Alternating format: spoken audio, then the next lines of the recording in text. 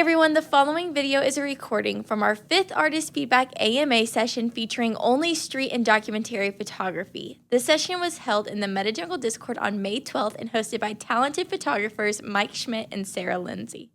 We want to thank Mike and Sarah for their time in reviewing 13 different NFT collections and providing valuable feedback and information on the curation and creation of NFT collections. We also want to thank everyone who was able to attend, as well as all the artists who submitted their work for review. We hope you find this useful, and with that, let's get into it. I'm excited to have Sarah Lindsay with us here today again. And she's a really amazing landscape, but not only landscape, but landscape and self-portrait artist. And she's known for this yellow dress, because I looked through a lot of your stuff and it's a lot of yellow dress. I love it. Congrats on this. You sold out your editions. It was 25 editions, so 17 orders. Some people bought more than one in one day, right? Within a span of some hours. So like we're in this kind of like edition market right now. So what was your experience like with that? Pretty cool. It was really good. I mean, gas was I launched it at a time when gas was not really good, so a lot of people were just waiting, and then as soon as the moment happened when gas dropped, it was just gone. I would say it was like sold out within 3 hours when gas went down. So yeah, that was a really good experience, and I am putting out another one soon. Awesome. That's what I'm working on next, but it's actually like it's going to be an addition, but what you did with the Lost in Transit, like the story was just so inspiring. So I'm definitely following along your journey there and using like little bits and learning from it and applying it to my own. That was really, really cool to see what you did. Very cool. I mean, I had help with that. So Alpha Trilogy kind of ran the idea behind me that we're in like this sort of like editions market, and if I wanted to kind of be innovative and do something different with my Lost in Transit series, that maybe I could make them an editions collection, which is sort of something that hasn't really been done. And so I like the idea because to have the editions to not be too many editions that they're in the collection, is to be 10 editions and still sort of feel scarce. Like 25 is pretty scarce too, compared to like what you see with some people between like 100 and 1,000 and 10,000 editions and stuff. So I wanted to keep my Lost in Transit series to be scarce, but at the same time have the ability for like multiple people to be able to own a piece of a project that's a legacy project of mine that I've been working on for a decade. So I said, it could be a risk doing this, but we got to take risks sometimes. And so it winded up working out really well. And so I have 100. It's going to be 100 total actually, and so I only dropped the first 20. And so I'll probably wait a few weeks and then drop the next 20 with a new plan, and then over and over again, and kind of keep the series sold out all the way through a 100 collection rather than dropping 100 all at one time.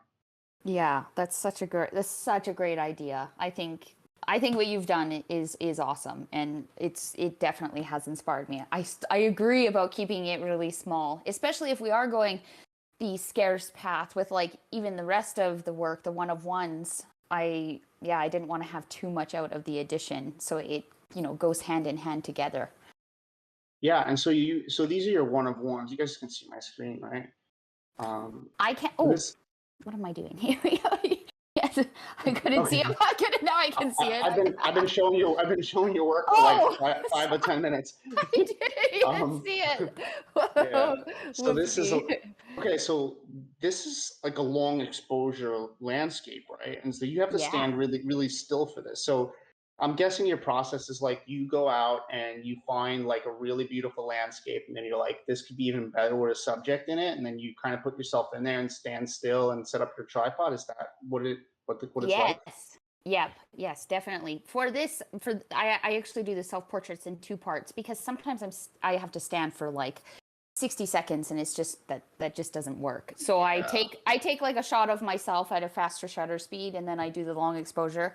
So everything I have to use a tripod, but I've always photographed like that. Like I'm not a handheld shooter, I'm a tripod shooter. Oh my God, I'm the opposite completely. If I put a tripod on my camera, I can't take a photo. Like I feel like I become like paralyzed and put into like a straitjacket. I'm like, oh, well, like I'm more of like move around, like my eyes out, wait for a moment happens, click, and then it's mine. And then you're more of like you visualize the art before you even create the art, which is completely different. Yes. And I respect it because I don't actually operate like that, so it's really cool.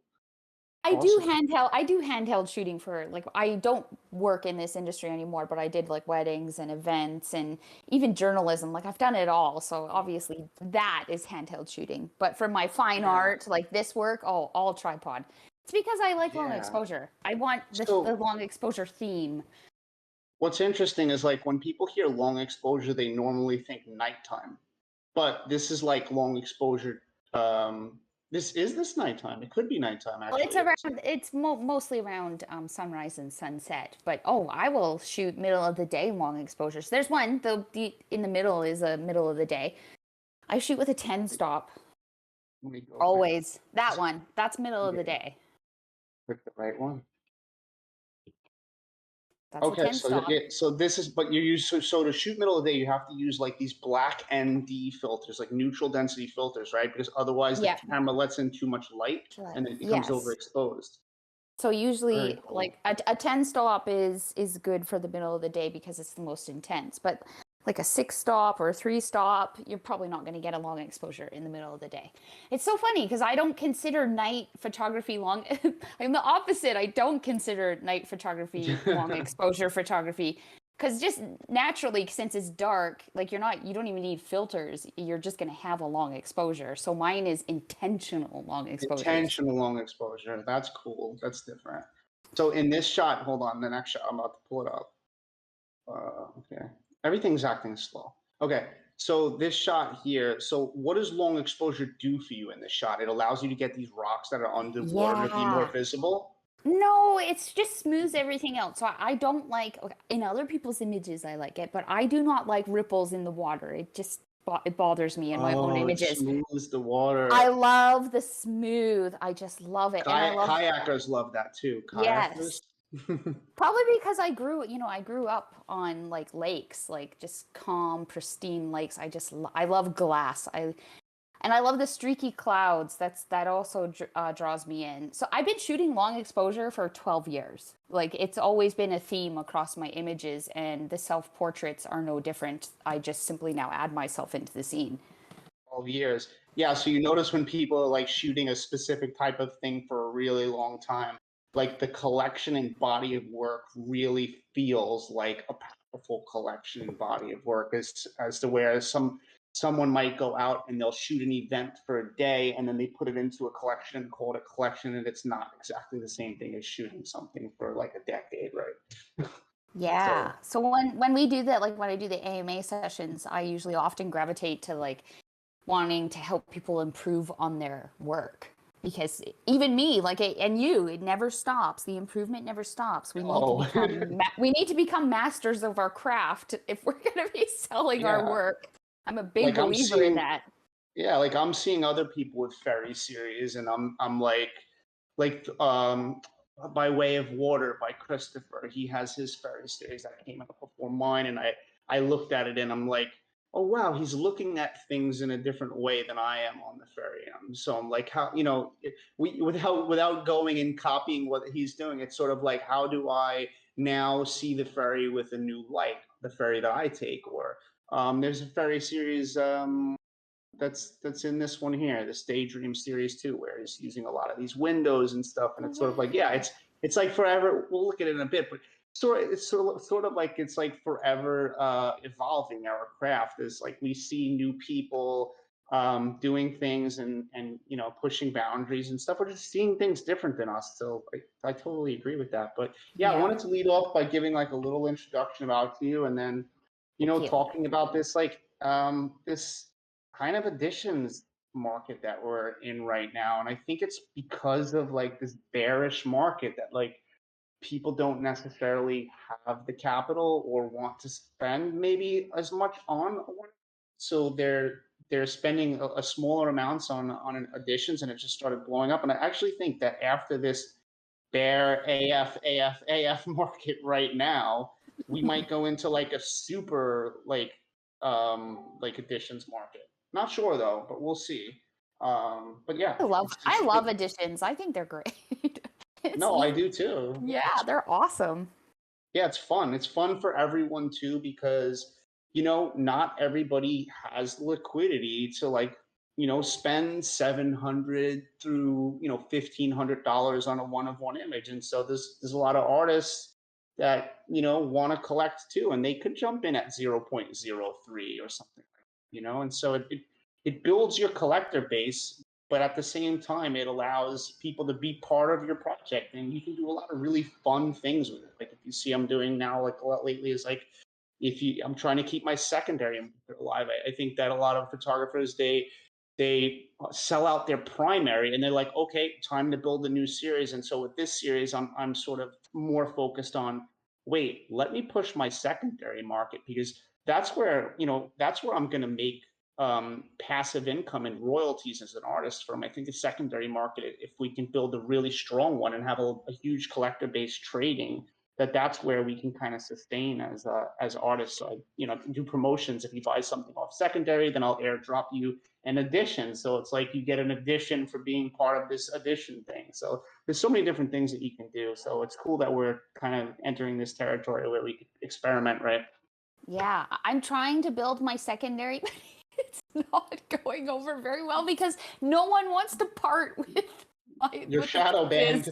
And I'm shadow banned, yeah, so I can't even push it anymore. But like no one, well, the people that did list my work on secondary, I mean, I'm very flattered that they thought this of me, but it's like starts at 1 ETH. So yeah, well, it's like a problem, but not a problem, right? So yeah, so yes. that's what's working out for me though, is that it's a collection. So there's a bunch of people in different images. So there's some people that are willing to sell, even though they're not really selling for that low, which is really good. And it seems like being with a one-of-one artist right now, or an editions artist, or whatever you want to call it, the individual artist is sort of a safe haven during this huge bear trend, because it's not liquid enough like PFPs to just run and get out of it, because there's not always going to be someone right there to pick it up from you. It's a much smaller collector base than these large projects. So had some of these people who own PFPs at the height of PFP, like if we look back a few weeks ago when Bored Apes and stuff was like 140 ETH floor and stuff like that, man, if some of them moved a little bit of that profit into individual artists, a lot of that money would feel really safe right now, which is interesting, right? Yeah, totally. So, You're so right. This is the time to just build, like just build. exactly. Yeah, And it's going to come back around. I feel like the NFT space and just becoming an NFT artist has actually really made my photography evolve in a different way. So it's new to me. So I just see it as a time. While I'm still very fresh into this, it's just time to just keep plugging away, like branding and learning and growing. So that's my focus right now.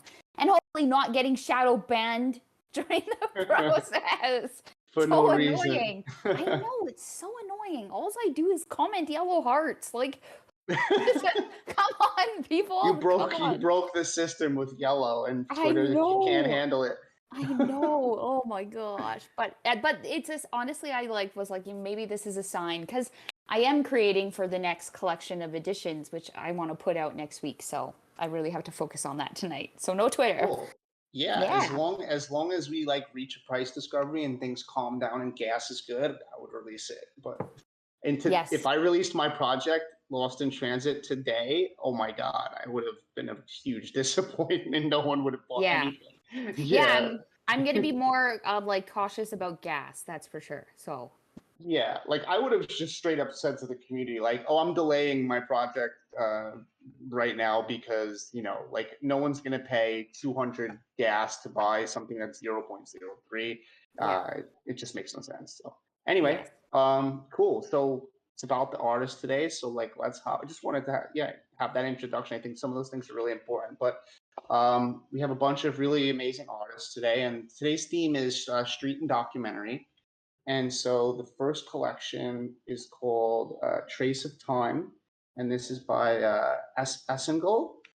And so I'll read the artist statement. So we humans leave traces of life in this world. Although some are fun and some are sad, they are all our memories. My traces in life are the people I photograph. My traces of time collection consists of 14 black and white and color photographs that I took over 13 years. So it says 14, so I would fix that description because up here it says 12. Let me see, 1, 2, 3, 4, 5, 10, 11, 12, and there's only 12 images, so you must have deleted 2 of them. I would definitely fix the this description here, and I think you could be more descriptive, talking about kind of like what you're photographing, why you like enjoy photographing this. You agree, Sarah, that the description could be a little bit more? Yes, I think the description can definitely be more. Cool. And so floor price is 0.08. That's very low. It's closer to like admissions pricing almost, but that's only, it looks like it's only one photograph, which kind of confuses the collection a little bit, as everything else is 0.1, and then so Oh, yeah. oh, Okay. it's 0.15 Oh, on the reflection. And so what that tells me right off the bat is that you kind of value this one like lower than the rest. Like maybe you don't think it's as good, which is kind of a weird sign to have, because like if you don't think it is, then I don't know, should I? And then should someone purchase it just because it's less? I think that's an interesting thing to think about. So I don't know, let's yeah, look through agreed. some of them. Right. So, Sweet Girl of Hot Pepper Village. So I opened up this one before, This is cute. and it is cute. And I opened it, and it opened up very small like this. And so what that tells me is that I don't know that I believe this dimensions.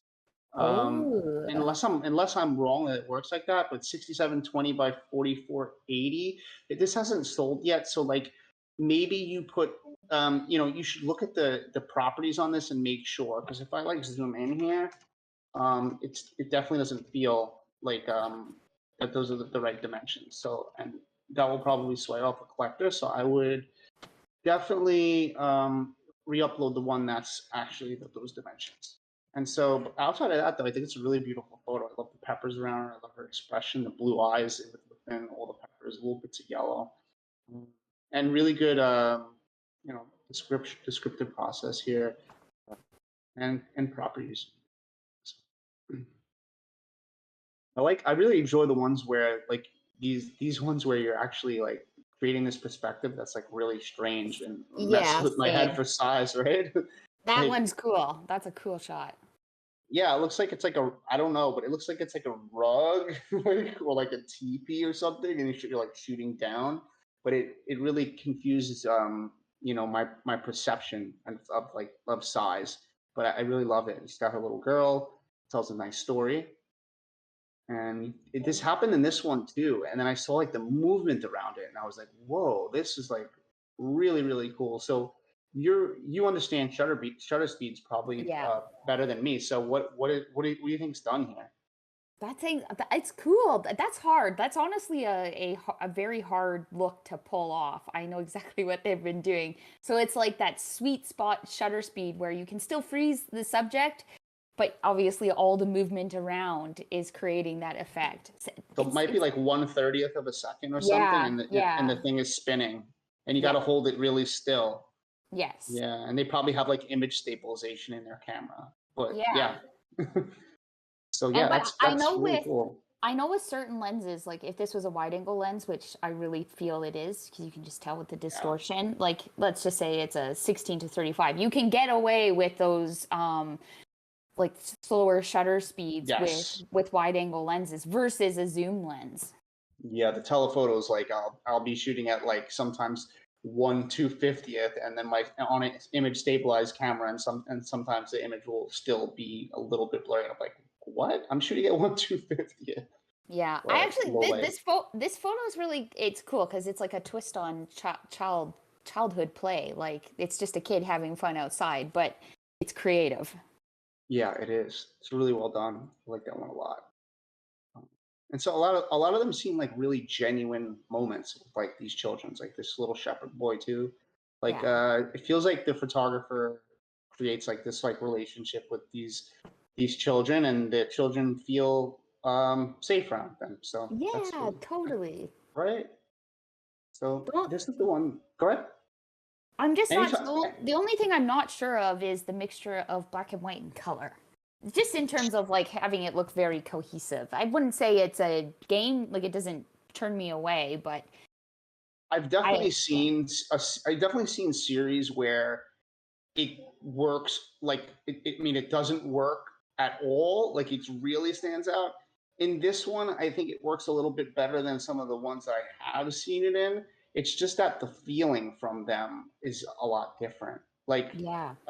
right? Like the colored ones have this kind of like joyful sort of like childhood feel, and then if you look into like this Brickmaster one, it feels a lot more Oh, serious. It almost feels like a war photo, but it's an yeah. amazing shot. But it's just it almost feels like it's from a different photographer completely. Yes. And Yes. it's Yeah, there's like child like and there's also children, but then adults. I yes, understand it's about like life and whatever, but there's this like happy feeling with all the kids and then the brick guy. I'm not saying he's not happy, but it's a totally different feeling. yeah. That's like a more like powerful, sort of like hard-lived, like dramatic photograph, and some of these are just kind of the opposite of that. So Cute Little Girl's interesting too, like how they made the eye kind of like the girl's eye, and it's Yeah, like they're that's one. cute. Really, yeah, it's really pretty. I think that Um, one would, I just want to point out, I think that one would look really good black and white. I just have this yes. feeling. You do it right? You can just tell that would be a dang Yeah. good black and white image. Yeah, not all photos deserve black and white, but there's somewhere you feel like it just can. And that's kind of the benefit of like just shooting in raw and being able to change it afterwards. But this is kind of this is a lot different from the other ones too. Yeah, Um, there's two in there mhm. that stand out like this. Yeah, and while you have an interesting thing happening as like a little story with like the mom and the daughter here, story of these two guys, chickens crossing the road. It's a little dramatic in the sky. You see these sort of temples or something out here, and the color relationships are really nice, but it just feels a little bit odd within this collection. So I feel like this could be narrowed down between like these environmental children portraits could be like Yeah, a collection, and like totally. these black and white environmental ones can be one. Like this child probably wouldn't fit into the one with these adults, No. because it sort of tells a different story. But that could be its own collection. And then there's the reflection one that doesn't fit, right? It's sort of like in the same way that the historical blue house doesn't fit.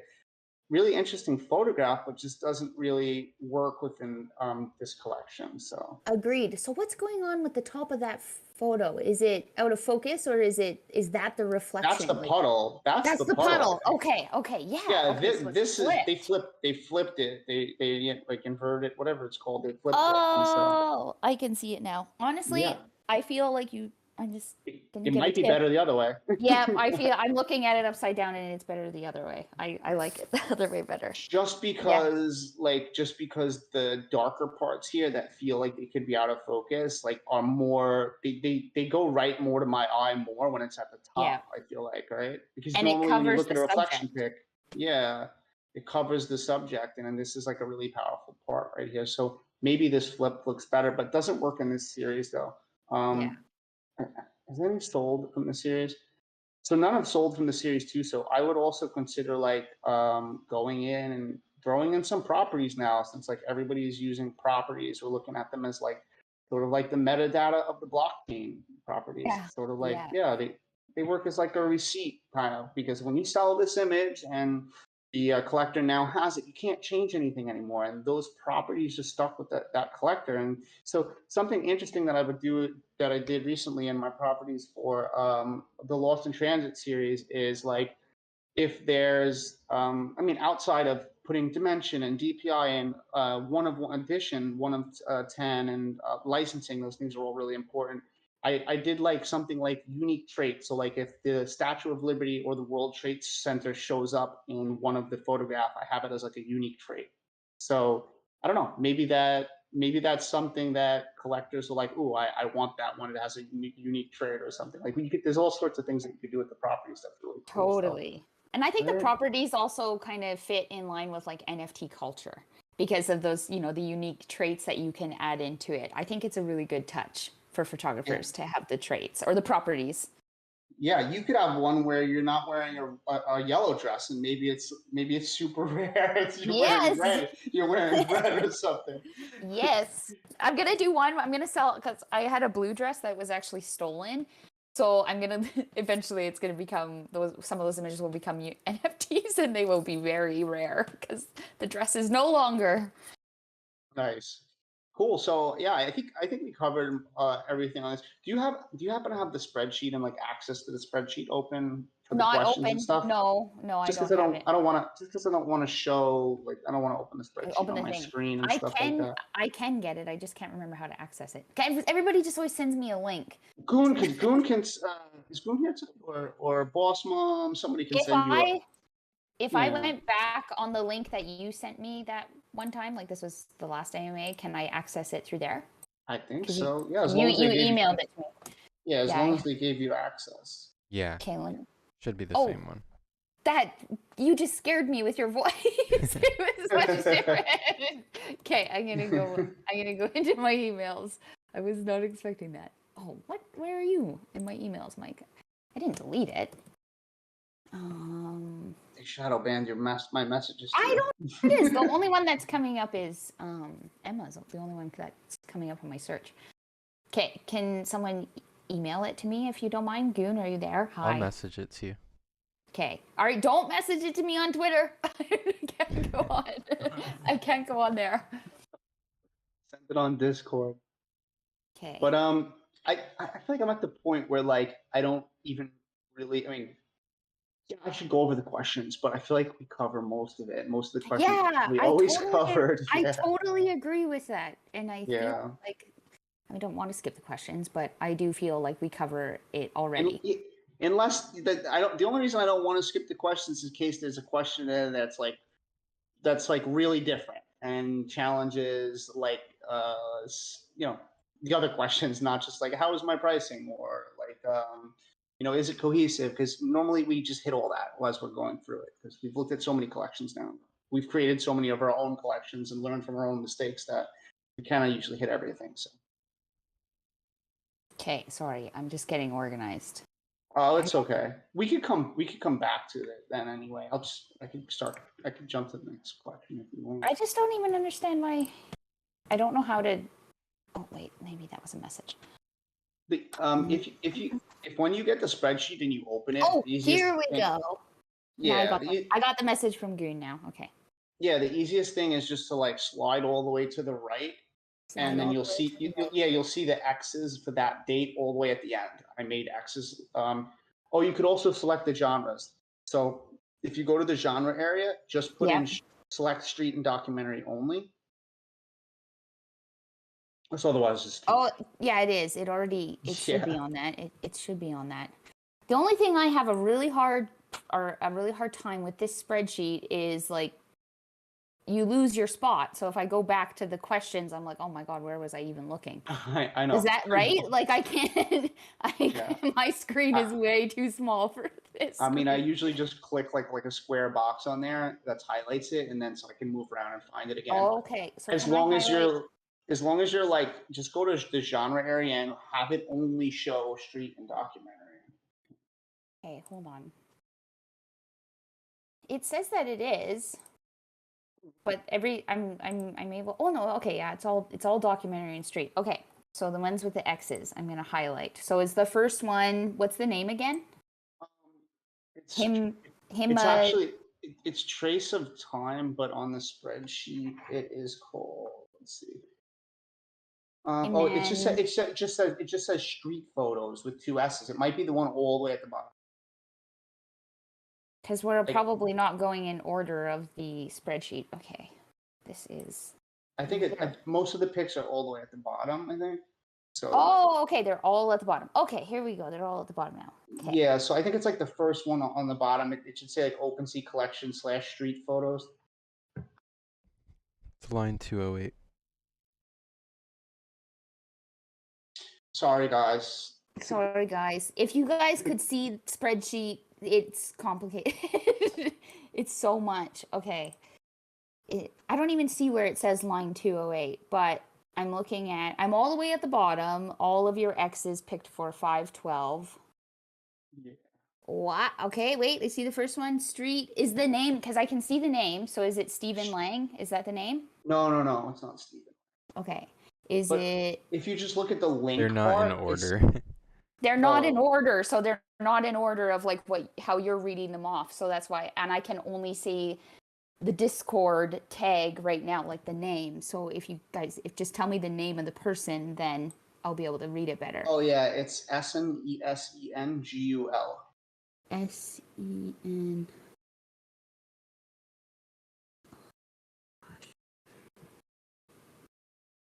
Yeah, I can't see it. I'm sorry. The spreadsheet's Okay. not.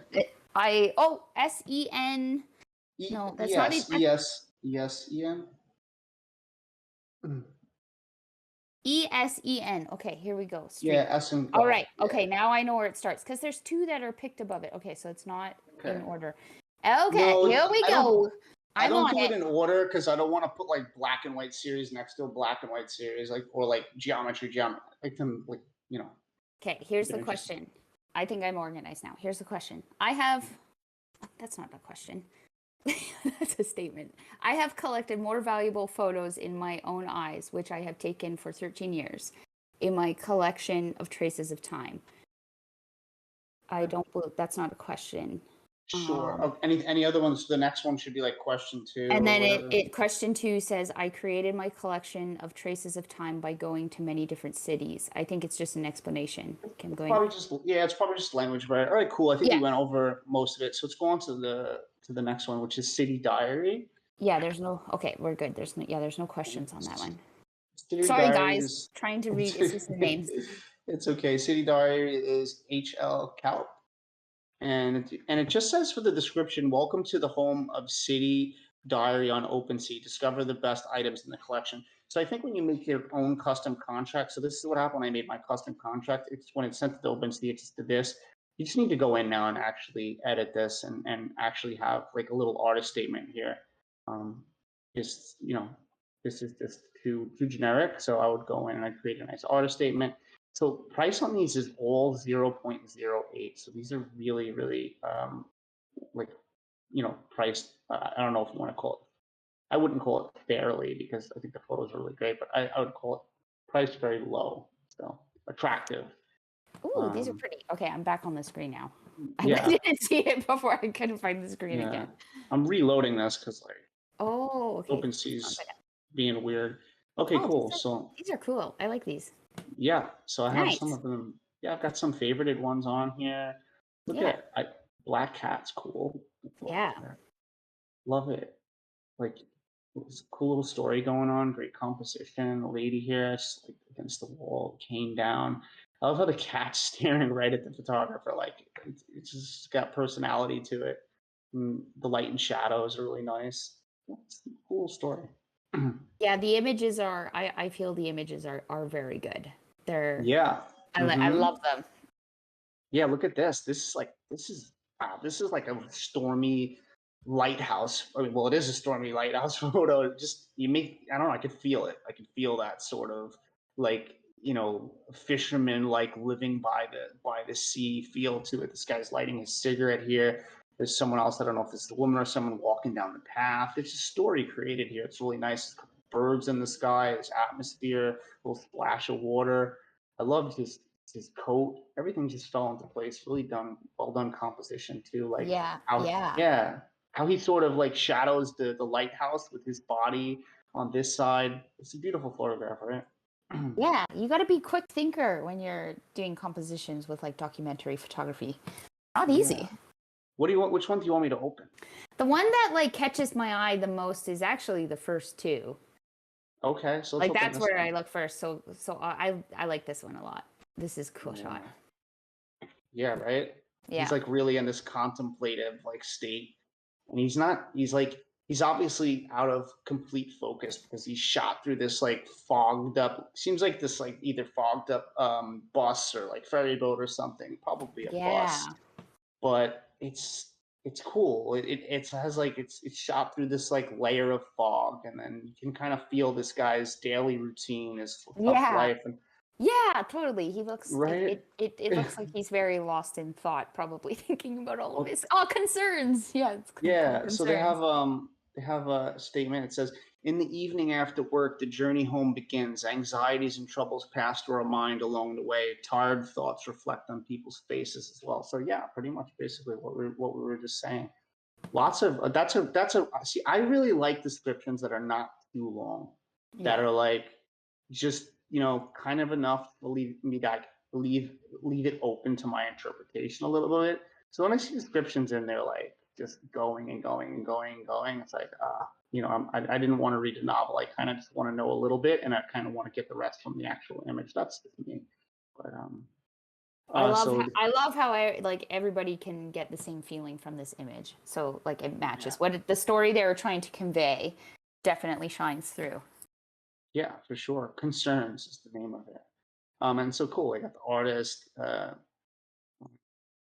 print one of one. I'd probably use the wording as addition.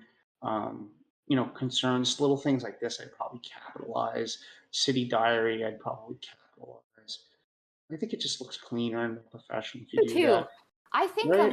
unless okay, if not capitalizing your words, I'm not talking about people with like language barriers who are just learning. Always feel very bad for you guys, and you have a really hard job. But like unless not capitalizing your titles and your sentences is just a part of your overall brand, Yes, like intentional. yeah, intentional across the board of everything that you do, it's gonna look funny to people. Like they're gonna look at this and be like, oh, do they know how to, do proper Yeah, grammar and stuff? It has to be a part of your brand as a whole if you're going that route. And I know many people do, and it works, and it just fits with them. But be careful with it. that's a great way to say it. Like part of your Part of the brand, right? brand, yeah. Like all, if you're not going to use capitals, then everything you should do with your Yeah. should not have capitals in it.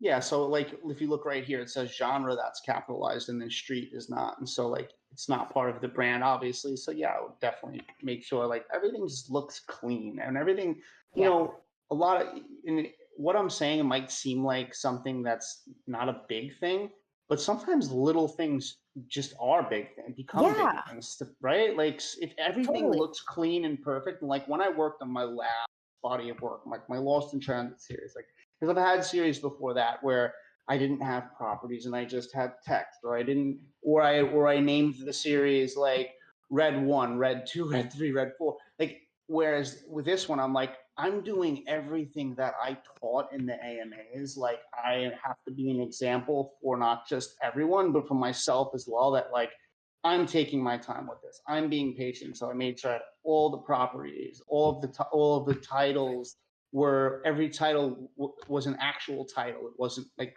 this picture number 3, this picture, because it's not as memorable when it's like that. I feel like when you have a Yeah. title, it's more memorable. It's like, and then when all those little things are all right, it just, everything comes into place. It looks and feels like really polished. And so Absolutely.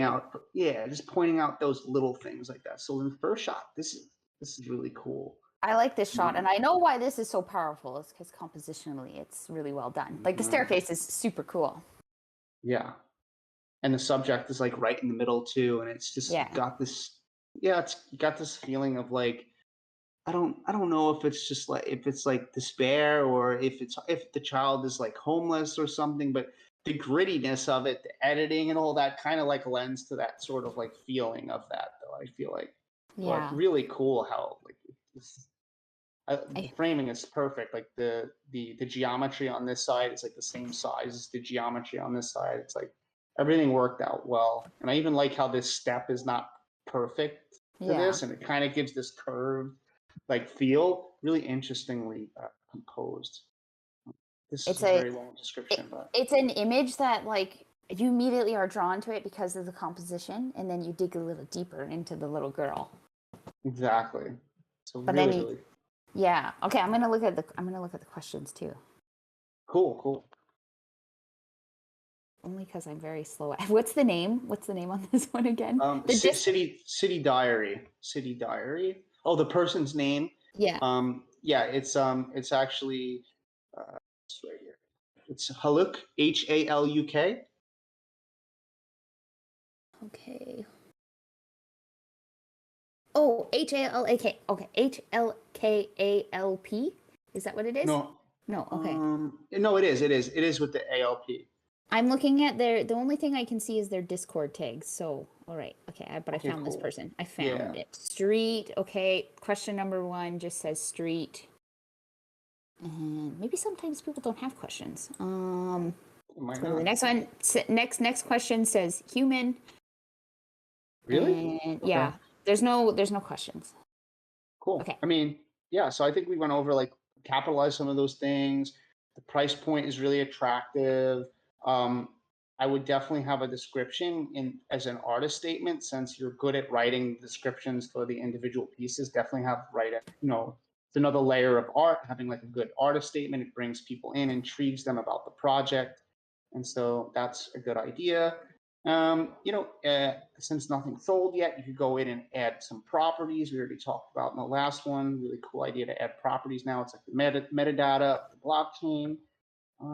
Outside of that, I think it's pretty cohesive. I agree.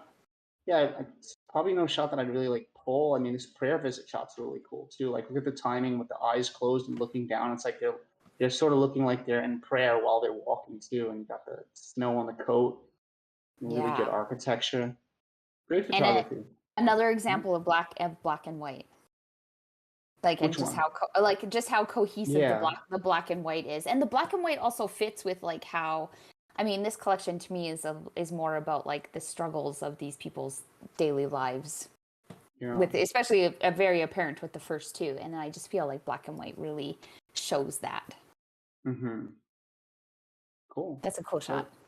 Yeah, it is. So yeah, I think they're really well done. So there's no volume traded. Let's look at the activity. Obviously there's no activity. I'm trying to look at the time frames, like when these were published.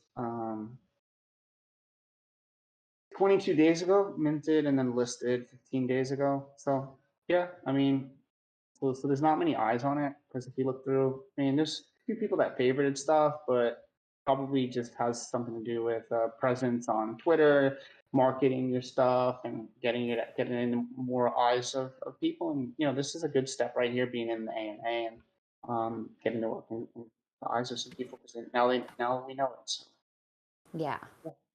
It's a very, very cohesive look on the collection. I think certainly in the future, especially at this price point. Great job on this collection. Beautiful work. Yeah. Yep. Cool. So let's move on to the next collection. Let's see. This is minimalist geometric forms of modern architecture, and this one is by Sezai Ozalatin, and I couldn't find their Discord handle, but that's their name. So okay. Right, so I feel like their names will be similar to their Discord handles, so as long as like a few pieces. Sometimes it is. Yeah. Sometimes it is.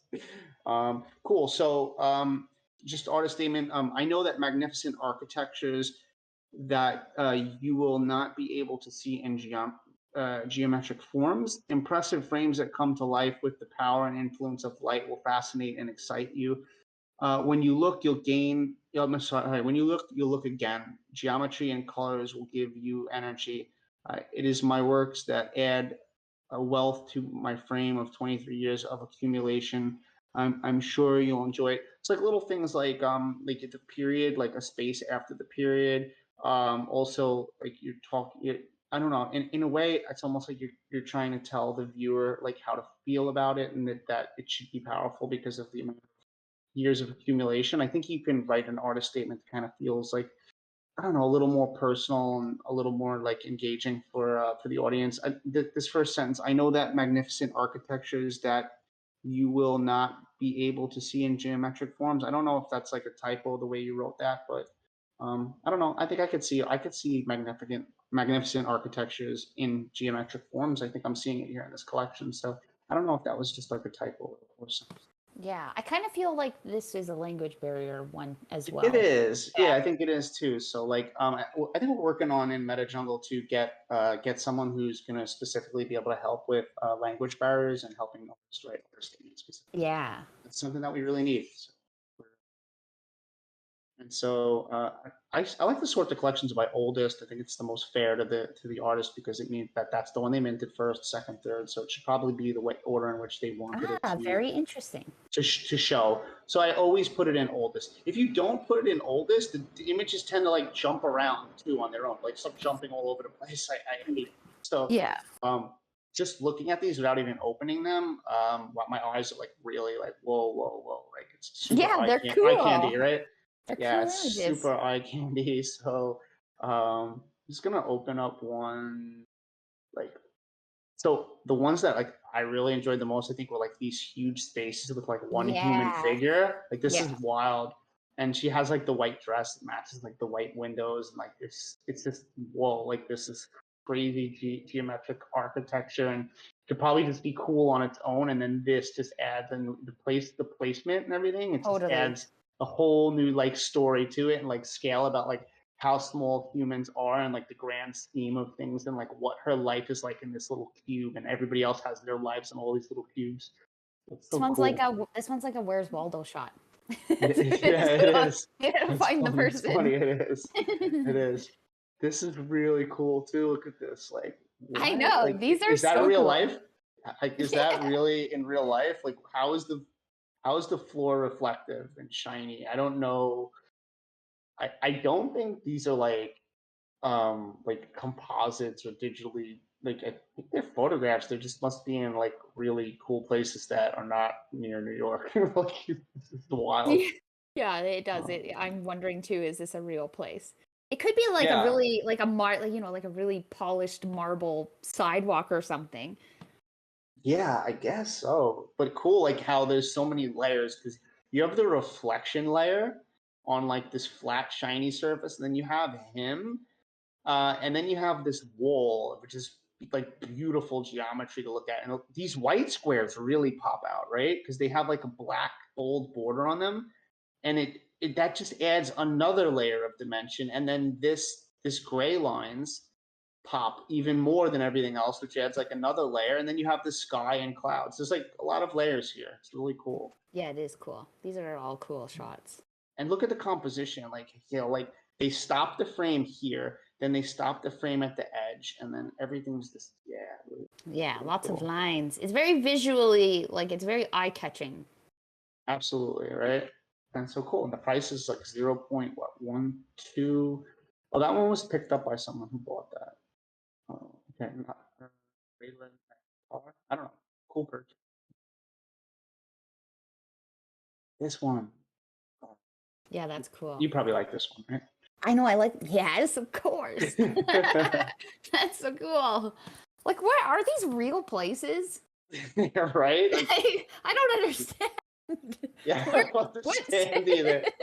What city is this? It looks like a piece of like it looks like a quilt. I know. Like this part looks like a quilt, and then this looks like real windows, and then this person has like a pandemic mask on too. Yeah. And I guess they can open their whole window. Like then you have this little black square. I don't know. Let's read. Well, it's the same. So in the individual descriptions, they just put the same description as their description. I highly recommend against doing that. So. Yeah, same. I want to know the city. Yeah, me too. It just kind of feels lazy a little bit too to just copy paste it from your artist statement into here. You can still add properties and stuff. What city? Is the artist in the chat room? Maybe they can talk with us because I want to know more about this stuff. I don't believe these places. Because look at this. This is City Bike, I think. City Bike is New York. Oh, right? Okay. I know City Bike is the New York bike brand of like rentable bikes. Like, what place is this? I mean, it's 19 address. I don't know. I've never seen this place. The wall is cool. The only critique I have on this photo is cutting at the bottom. Yeah, the cropping at the bottom. I know they probably didn't crop it a shot like that, but I don't like when things are cut off. Yep, that's the only thing that bothered me actually too. Yeah, was just like I know. the wheels. Because the wheel is just another piece of geometry. So like if the whole thing is in there, that's cool. We have some circles, squares, dots. Yeah. Now I got my booty shot. I feel like tourists that aren't photographers are the ones that they are the ones that like accidentally cut off things, like cut off feet, and so I've always noticed it ever since I've been a photographer. Like it Yeah, so it's in this sticks one. out. It's in this one with the But cutting this, off. yes, but it's It's different. okay Okay, though. it's different a- because he cut off. So you never cut off right at the like the limbs. So you don't cut off right at the feet. You don't cut off right at the knees. You have to pick those in between spots. It's very like Yeah, rule of thirds. yeah, where it doesn't.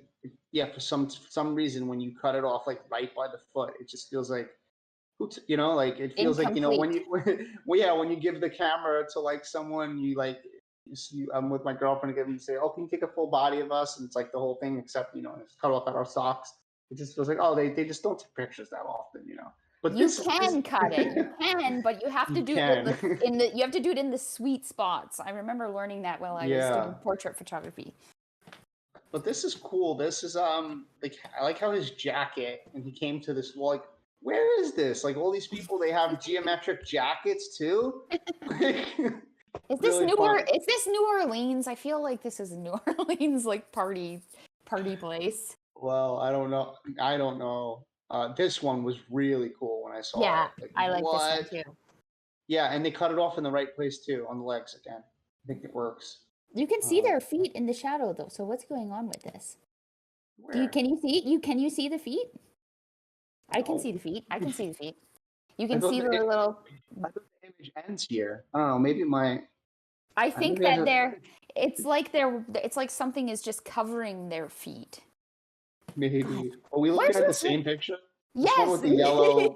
Yeah. The one Yeah. with the Yeah. yellow. Yeah. Oh, I can see their feet, but it's Oh, like maybe- hidden. It's like black. It's like blocked out, so it looks like they were. Oh, Do you see it?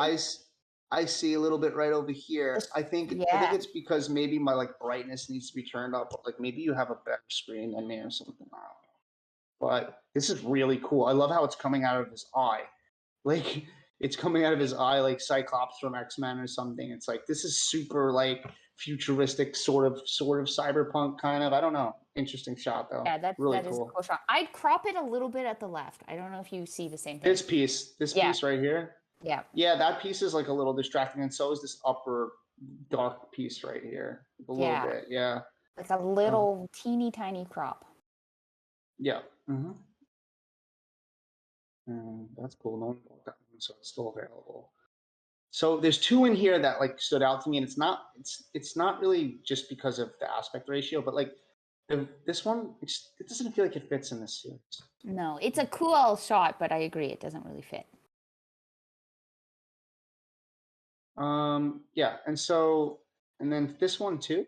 I don't know. Maybe this does fit in the series. Maybe. I like it, but it's like not as It's not as abstract. Yeah, it's not as creative. Yeah.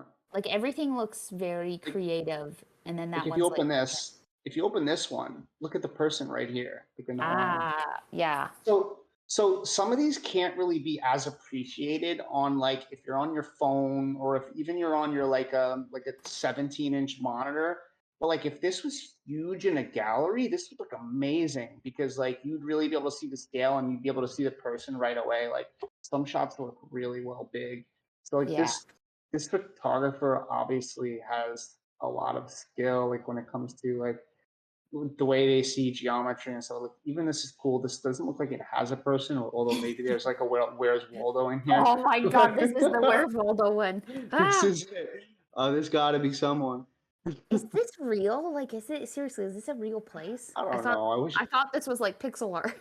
I think the artist owes it to us to talk to us after this and give us some information. So this one's very similar to this one. So I don't know if this is a situation where I would pick one.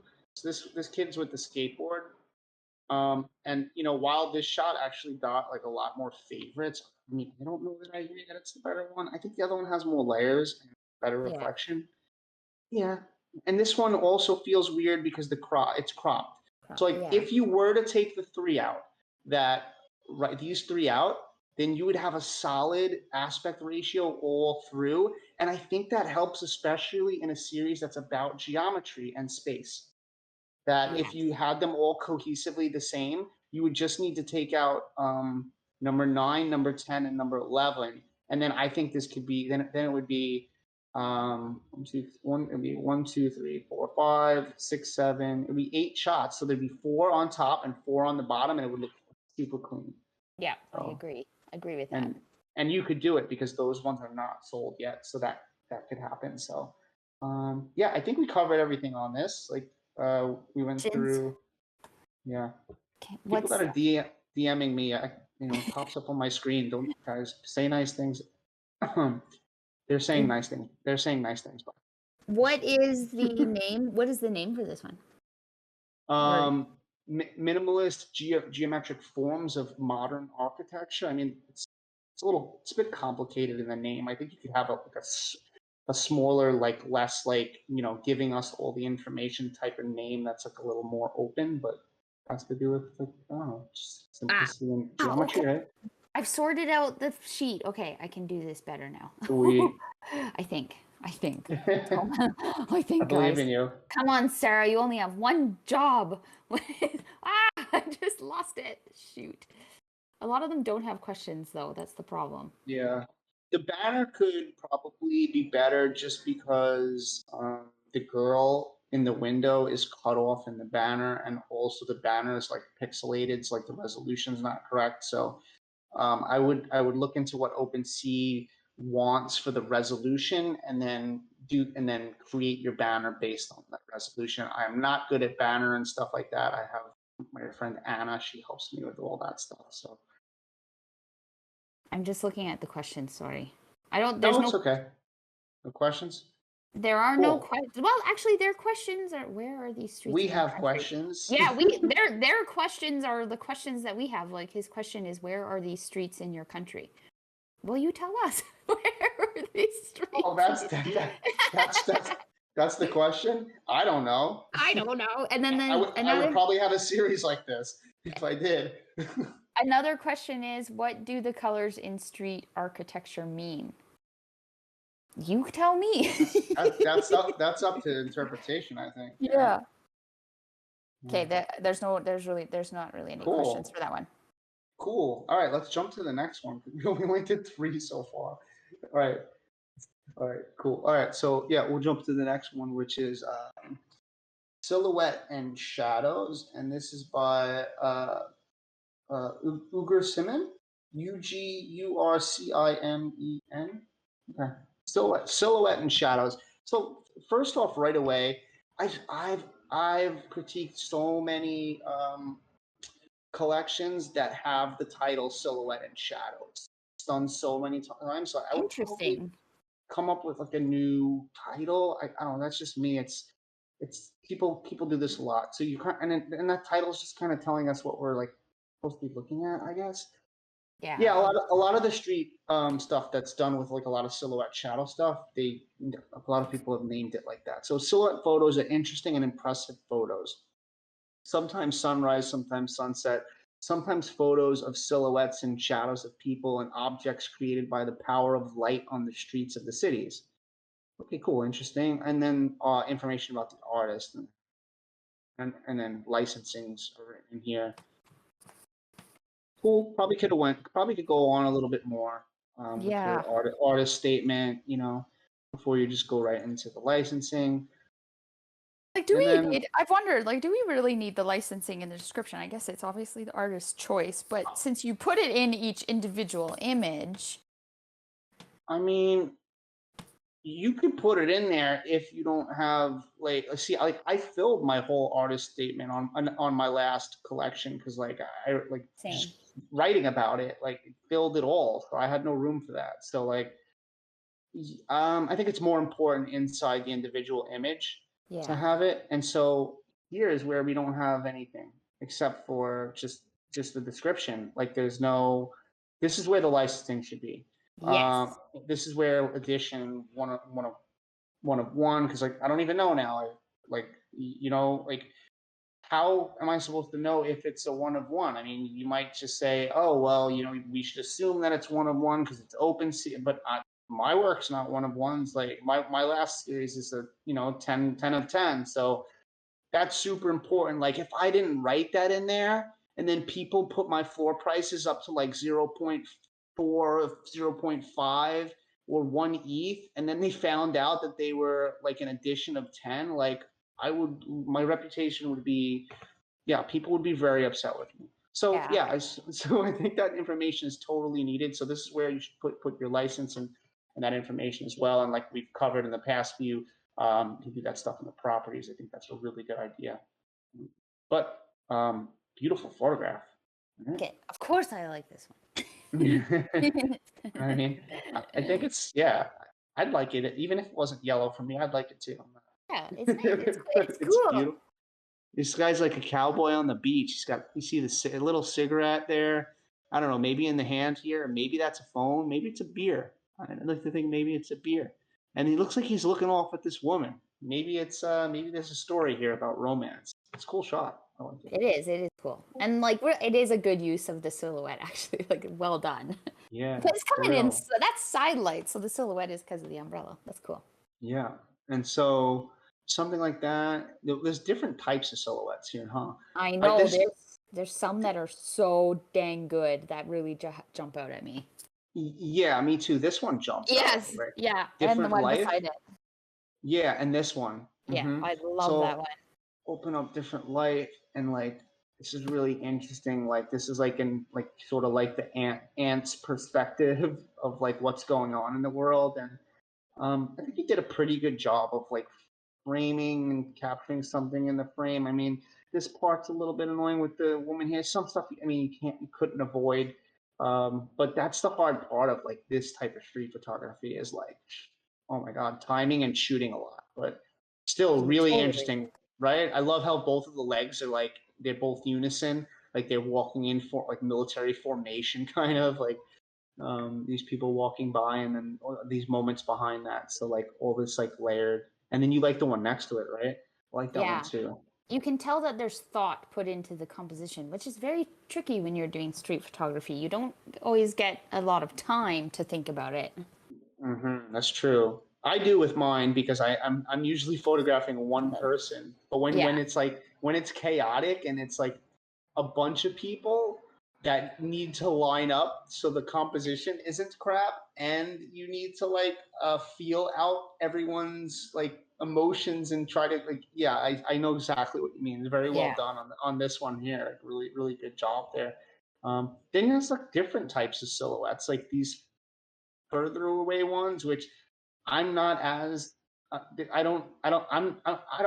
not intrigued as much by this as I am as those other ones. Same. And for me, it's because of the composition. Yeah, like it's a pretty picture, but I don't know if it's like, for me, I don't know if it's meant to be from above. I like that lower point of view. Maybe if that lower point of view was used in this one, it might have that impact, right? Yes, I like these shots like this. I'm not saying it's a bad shot, but it just looks like I call them tourist snapshots. People that you know, they don't really put thought into it. It's just like, okay, snap the picture. That's what that reminds me of. Yeah. And then what about this one? How do you feel on this one? I like this one, and I think that this one has a lot of potential if they could revisit the scene. But it's good, but there could be a little bit more to it.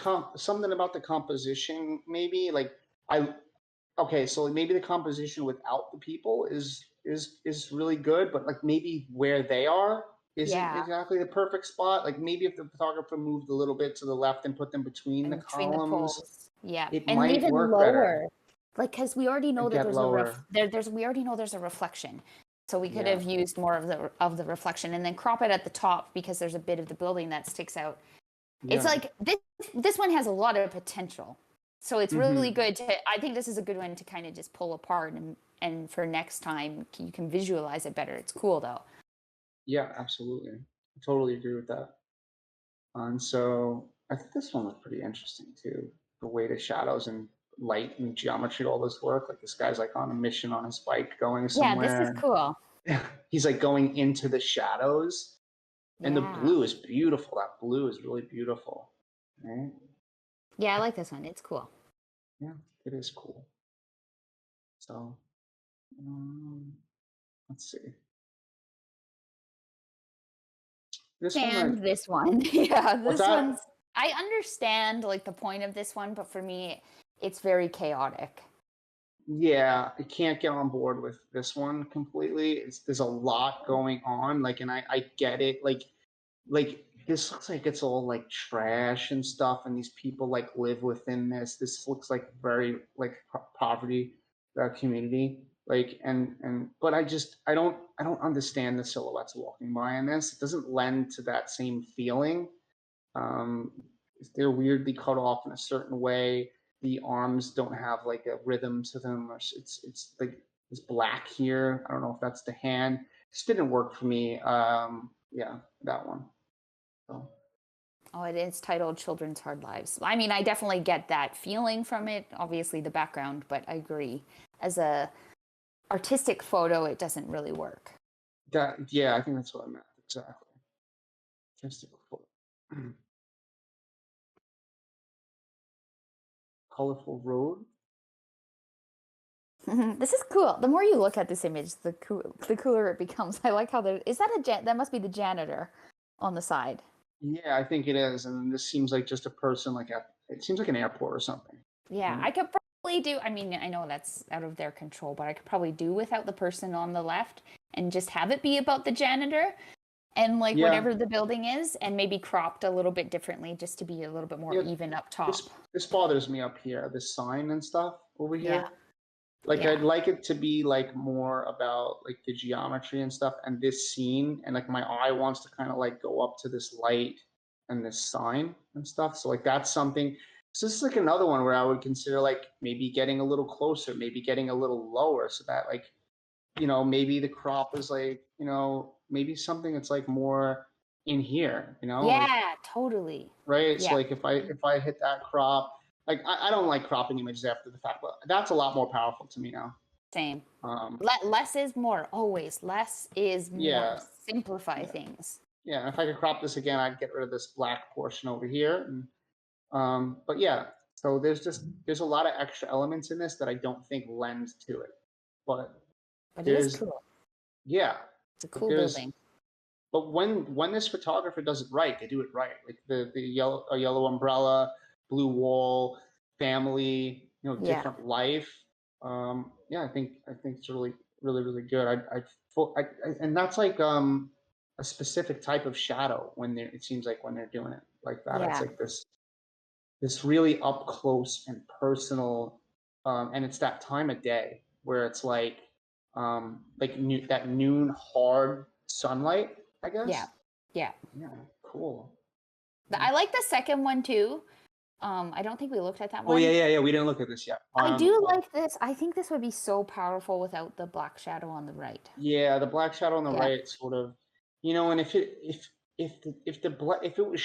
was sharper, like, and it was less, like, but it's got this blurred feeling to it.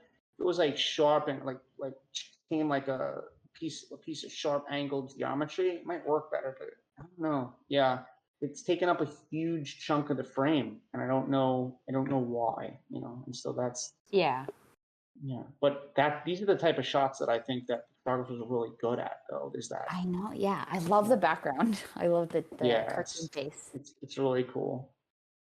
Cool.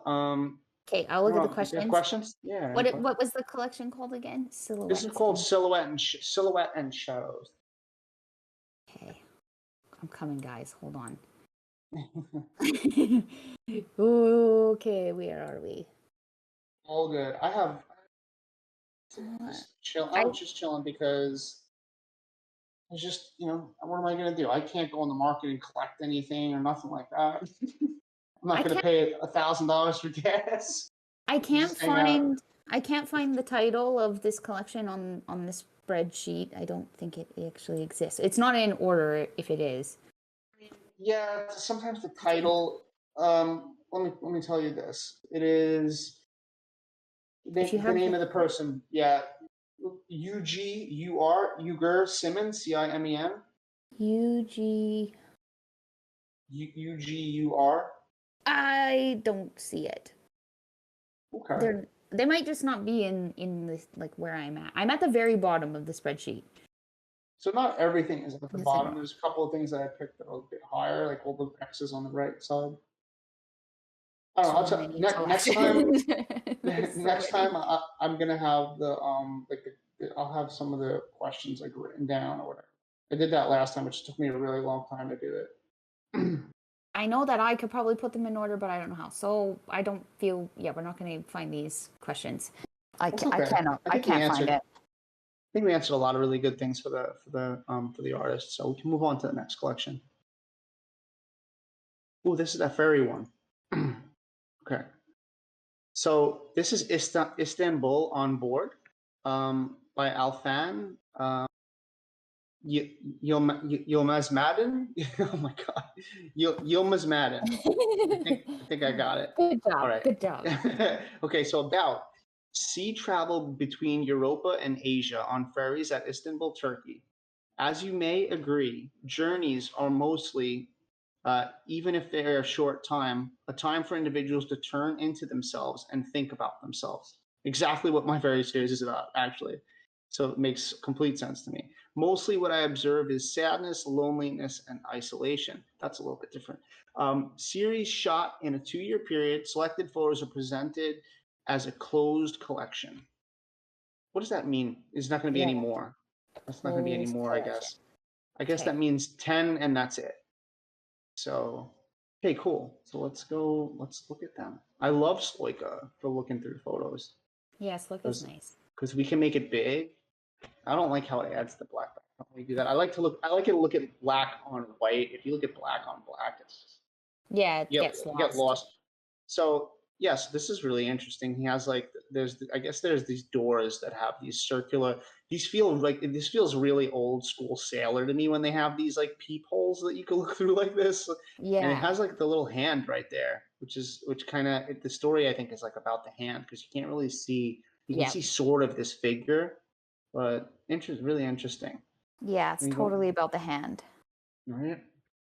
So you go into the next shot. So I probably wouldn't have went from a circular geometric pattern to another circular geometric pattern to like another circular like this. I was noticing that before. Like I like to spread things like that out, but I don't know. Same. No, I had the same feeling. Cool. And so then this one's called Love is the Answer. And so there's like this sort of love scene going on out here. And I don't know, it bothers me a little bit that it feels like a little out of focus. And I know I'm sure it's probably hard to catch focus on some of these shots, but I don't know. How do you feel about this one? I feel it is, yes, you're right. I feel like I can't, if I want anything to be out of focus, I want the subject to be clear and then the rest to be out of focus because I get really lost. Like I'm drawn to the couple, but I get very lost with their heads. Like, what are they doing? Yes. It just looks like a big jumbled mess. I think it works if it's out of focus, but the shapes of the individuals form a silhouette where it tells a story. You have to be able to understand the silhouette. Like a silhouette can't just be a blob. Facts, exactly. So that's the part that's hard here, and I totally understand what you're going for with this shot. Like, and it's definitely a moment. It's hard to it's hard to visualize from our end. You can only tell they're two people because of the feet. Yeah. And I guess the head in this guy is like collar to the jacket, but there's this boat coming here too. I mean, the shot might have, maybe for this shot, step out and take it and see what you can get. You already have a lot of stuff shot through this window in the series, and you'll see. I like this one. This is my favorite one out of the whole shebang because it's cool. Yeah, it is, and then again, like everything that should feel like it's in focus is like in focus here. And I love this guy here. He's like got his chin down and his hand is this is what I love about candid photography is like you capture moments of people when they don't know the camera's on them. They're like truly being themselves. And it's like that's just what I love about it. And finding those moments between moments where like something like that happens, and then this lady off here, and then there's obviously the silhouette in this here of this man, and he's on the exterior of the boat looking out into the ocean. So there's a lot of cool stories here and play with dimension that I really like. This might be this one's definitely my favorite. This might be a little nitpicky, and I know not a lot of photographers like to eliminate things, but three white dots on the right-hand side of the frame really distract me. Like I keep looking at them, and I just want to spot removal them out of there so bad. But not everybody likes to do that to their images, so I know that's, personal preference as well. Yeah, agree though. Yeah, it pulls me to them, and then I can't stop looking at them. But it's my favorite photo. It's a really cool photo. It is. This is an interesting shot. I like the man, I like the man off over here, and I love how he's looking out. I love to see the ring from the life ring from the boat. I get a little bit lost here because once again we have a silhouetted, a blob silhouette sort of. So if I don't know what's going on here, this looks like hair or something, and then I think this is maybe this is a person, and then on top of another person. But I think this could be way more powerful had it just been this man here and this cut off. So, I think a lot of these shots just take revisiting because, some of them are really, really good. And then there's just some where it's like, oh, if you came back and you shot this again, and this is sort of like this pattern recognition that when I go on the ferries now, because I've gone on so many times, like I'll know exactly when I step out on this deck, oh, I could form a scene within here, and it's gonna be cut in half like that. And so like I'll be like, and if I don't get it that time, I'll go back for it. So I the next shot I think is one of my favorites in this. Yeah, I like that one. It's cool.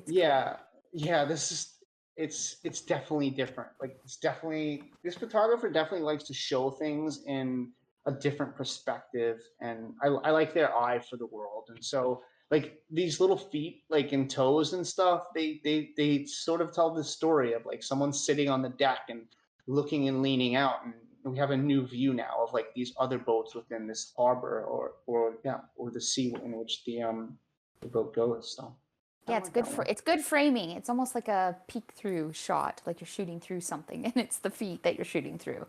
Yeah, pretty cool. I like that.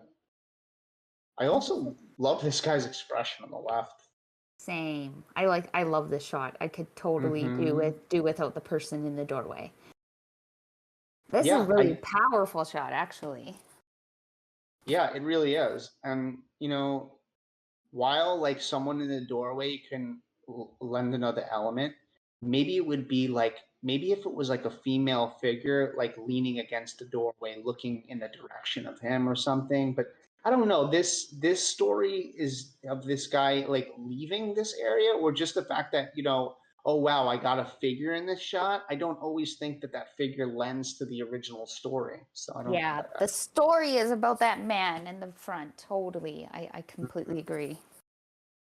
Yeah, it's a cool shot. I still think it's a great shot. Yeah, I still think it's a great shot. So I would definitely keep it in that direction. I like it. Yeah, this is cool. This is cool. Like this is really interesting composition, right? Like how they have a figure up here, in their own frame and world, and it looks like there's stairs maybe that come. Yeah, there's stairs that come down to the lower deck, and this shot through here of the gentleman looking out into the probably into the horizon line. Yeah, I like this one. I love the bit on the left, like the little it's almost like a little world up the stairs. Yeah, right? That's cool. It makes you feel the dimension of the boat. This one's interesting, except that I don't. Yeah, I mean, I guess I don't mind as much that it's out of focus on the guy's face because just. I know he looks angry. Yeah, it's all blurry. Yeah. He doesn't look too happy about getting his photo taken. It's a cool though. I do like this one because I like how he's portrayed, this man. Yeah, it's got this angry sailor, sort of like this, like lived this like hard, weather-beaten sort of life, and like it's just you kind of feel it. Like look at these old barrels over here. Yeah, these boats are really old school. Really cool. My guess is that the photographer was trying to take this photo, and that man like looked at him like, "Get the heck out of here!" So he had to be really quick. He had to be quick, and that's why it's kind of out of focus. Yeah, exactly. This is cool. I like this one. He looks like a mannequin. I know. He kind of looks a little scary, but it's a cool shot. Oh, it's I a really he? actually, yeah. Is it Okay. a he or is it a she? I don't know. I feel like the nose and lips feel very feminine, but I don't know. It doesn't Yeah. really matter. But like, Is it a um, ghost? it feels it could be a Yeah. ghost. It looks like a mannequin. It's so surreal. Yeah. Um, But it's so cool. I literally like this yeah, one. Yeah. yeah, I like this one too. I don't really have much to say No, about it except it's I a cool like it. shot. Mhm. And then this would be the ending shot. Ooh, And I like this one. spooky, ghosty, ghost like. Yeah, ghosty. Are these Yeah. ghosts? Are you trying to give us nightmares for It's tonight when Ghost I of go to bed? Istanbul. Istanbul Ghosts. That's Yeah. the title. I like this Yeah, one really. though. This one's Yeah, powerful. it is. Cool. He tends to put the person's like lips and nose like well on the last one too, like on the bar. Like on the bar, which is Yeah. interesting. I don't know if that's intentional or not. So and they don't really have descriptions though. So isolate but not capitalized. Like probably capitalized. I don't Oh, think melting. oh. Oh, you're in trouble. You know what I think about that, guys. um, but yeah, I mean, I think it's a really interesting take on the ferry boats, or I think they're ferry boats. They look like they're commuting boats, right? Um, let's see, an original artist statement. I think it might have actually. Oops, that's like this main website. Oh, you got to click on this part. Yeah, sea travel between it's a ferries, yeah. So ferries. So yeah, really interesting portrayal of it. Like I'd love to see if you've continued this series like over years and years and years and perfected the shots within those areas where you know something kind of could happen there and you already know how to frame like these brilliant compositions. Um, what you can have it like over time, but like you've got a lot of good stuff here. So I think Agreed. some of it's going to get collected up. So. Cool. Good, great collection. Mm-hmm. Cool. So, Memories of Mexico, and this one is by Stephen Wynn that you mentioned before. So, take a look at this. Um, so artist statement taken during several trips to Guanajuato, Guantan. Am I saying that right? Can you say that, Sarah? No. Okay. I don't know. and Guanajuato? and Querétaro, Mexico, between 2015 and 2017. So it's 2 years. These street images highlight the various characters, colors, and architectural sites I saw during my trips. I'll never forget my time here and the unique feelings these images bring up. Wow, the prices. These one of one, 0.05. Right. I hope these images will speak to you on several emotional levels. I personally saw a lot of joy, sadness, and wonder during my visit. So let's just take a brief kind of Cool. look at like what it is. So first thing to me is like colors of Mexico, really, really beautiful. Seems to be a lot Yeah. about colors here. So I'm gonna put it by the oldest to see how they wanted it to actually be displayed. And so there's one owner. So two owners always confuses, right? Because the original artist is Yeah. one owner. Well, I Yes. hate how they do that. I I hate how they know. do that. Same. This is one owner. This one's been collected here, each tree. And 0.05 is a floor price, but it looks like that's only on this image here, which I Oh, actually think is the weakest I think it's the weakest in the collection. I think that same. because the composition is really really cut off here. Like she's very cut off. Also, it feels like I don't know if it's like not enough contrast, clarity, out of focus. Also, like maybe the color temperature is a little bit off. There's a few things happening here, and Yeah. you might be a bit more technical when it comes to like color temperatures and stuff like that. Maybe you want to talk about. Oh, you're right. You're right. It's all the brown of the door. It's like it's too much. So it's the color. So this is something that's actually really cool, like a trick. When color is off, that is actually typically when black and white comes into play and can really save an image. Even if you don't make a black and white collection, I highly recommend converting all of your images to black and white just to see. And then it helps you with light. So it takes away the color and then it's like, okay, now you can focus on the light. Because you can see at the top of the frame, the highlights. So you're like pulled out. I can guarantee this image would look way different with a vignette and more like a gradient coming down. It would help bring to the subject, but we're kind of pulled away out of the frame by those highlights at the top. Yes. It's also interesting vertical shot with just a lot. Like, okay, so normally when I choose like vertical instead of horizontal, it's because there's a lot of interest in the frame in a vertical way. But I just Yeah. don't know where the interest lies in this top portion of negative space within this frame. Yeah. And we're being pulled out of that, like you say, the negative space. We're being pulled out of it with the highlights at the top because my eye keeps going Up out here. of frame. Yeah. Mm-hmm. It could definitely work with some different editing, I feel, with that shot. Yeah, and then so let's see. You have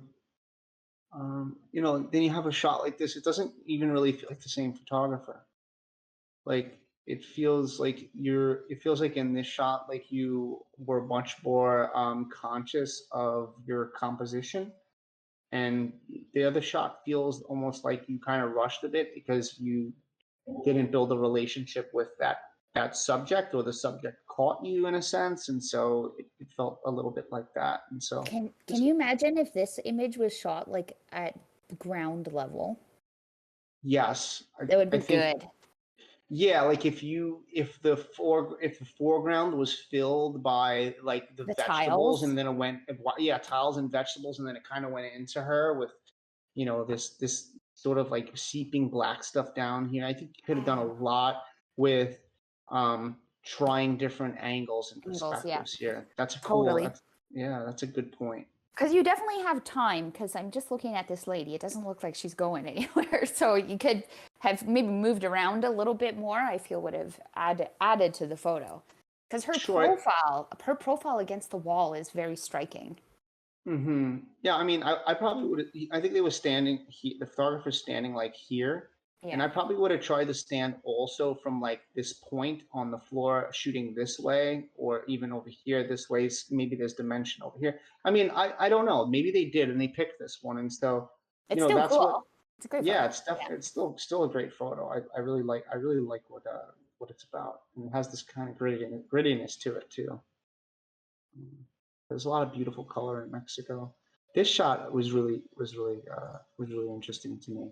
It felt very it felt very candid and very joyful, and the quality in this one with the door, and compared to the other one with the woman, it feels like it's shot with two different cameras. The other one sort of felt like an old iPhone. This one feels like more of like a higher grade camera or something, or maybe just more contrast and better lighting in this. But the little story of this guy here looking off here, this guy's having fun, he's playing the accordion. It's a nice shot. It's a good candid moment. Yeah, that's definitely a good candid moment. This shot here I was looking at, well, interesting shot. Like I don't know about how much negative space is in the shot, and like where they were standing to take it. I mean, I don't know, how would you go about taking it? I would be more like, I feel like this photographer has been shooting a lot of like higher up than all of the subjects. I definitely would have been more eye level, and I don't really understand what the subject is doing. I have a lot of questions for the subject. Like, why are they covered in that and like holding a cup and bundled up in this? Yeah. They seem homeless, possibly. I mean, they seem homeless. I mean, it looks like they're asking for change, and so that's probably a situation where it's easier to not be on ground level with them. But the thing is, like, what I don't get from these photos is a feeling of connection to the subjects. And so I was in a space with Yulia the other day, and she said, like, sometimes we might not be the right photographer to cover the story of a specific area. And I agree with that. That really stood out to me because I was just in Ecuador recently, and I was there with my girlfriend for like 3 or 4 weeks, and I took so many photos, and I thought I was going to come back with some really amazing stuff. And the truth is, I I wasn't there because we moved around a lot, and I wasn't in a certain village for long enough. I didn't talk to the people, and I'm not talking to the people in my ferry work, but that's different. I've spent so much time in that space and figured out like what the intention of each photograph was, and they're about solitude, and but that's different. So like when I was in Ecuador, I was photographing like these people at the markets and this and that, and I came out and I said, I was trying to, in my head, think that these photos were really good, and I was looking at them, and I just thought to myself, no, I just didn't, I didn't connect. I didn't connect with the people enough there, and I didn't, and you know, I don't, as harsh as this might sound, I feel a lot, I feel a lot of that from some of the portraits in this, like this one too. Like, you know, I don't know if he's looking at you or through you. Yeah. Just doesn't feel like there's an emotional connection here. The feet are cut off. There's a lot of negative space at the top. I probably would have took this from lower. Yeah. Um, Lower for most of these. yeah, the Yeah. shutter speed seems like it's not correct to capture time and freeze time. It feels a little blurry around his face. Things don't seem very sharp, and I don't know why. I feel like maybe if the properties had the shutter speed and stuff, I mean, you don't need to have that, but it might tell me why it seems that way. I But don't know. yeah, Maybe this is exactly what you just said, but as soon as we dove into this collection, so right away, like there's nothing wrong with it. There's nothing wrong with the photographer, any of the work, few things to critique, but I can tell that it was just a tourist in this country, and I feel like there would be a lot more connection if it had been a local. Like how how you said like sometimes people are just not fit, but like that it would just be different. So you either have to be creating like really powerful images about the country that you're visiting so that we can connect with them, but there's something different when it's like the local to the area that's capturing them. So this person does say like this is, I was I'm a tourist in this town, and I can feel that from this collection. I can feel that you were just a tourist. Does that make sense? yeah, Yeah. and I know Stephen Lang. I've photo. I'm sorry. I've done AMA on some of his landscape work, which is really beautiful. But Yeah. I still want to give my honest opinion. So Yeah. yeah, some of the like this I love this girl in thought, but it just compositionally feels strange to me. Like it's such a beautiful moment. I know. It's such a beautiful moment, but like it's claustrophobic. She's like the edge of the frame is just Cut pushing up off. against her. I want her to have more room to breathe.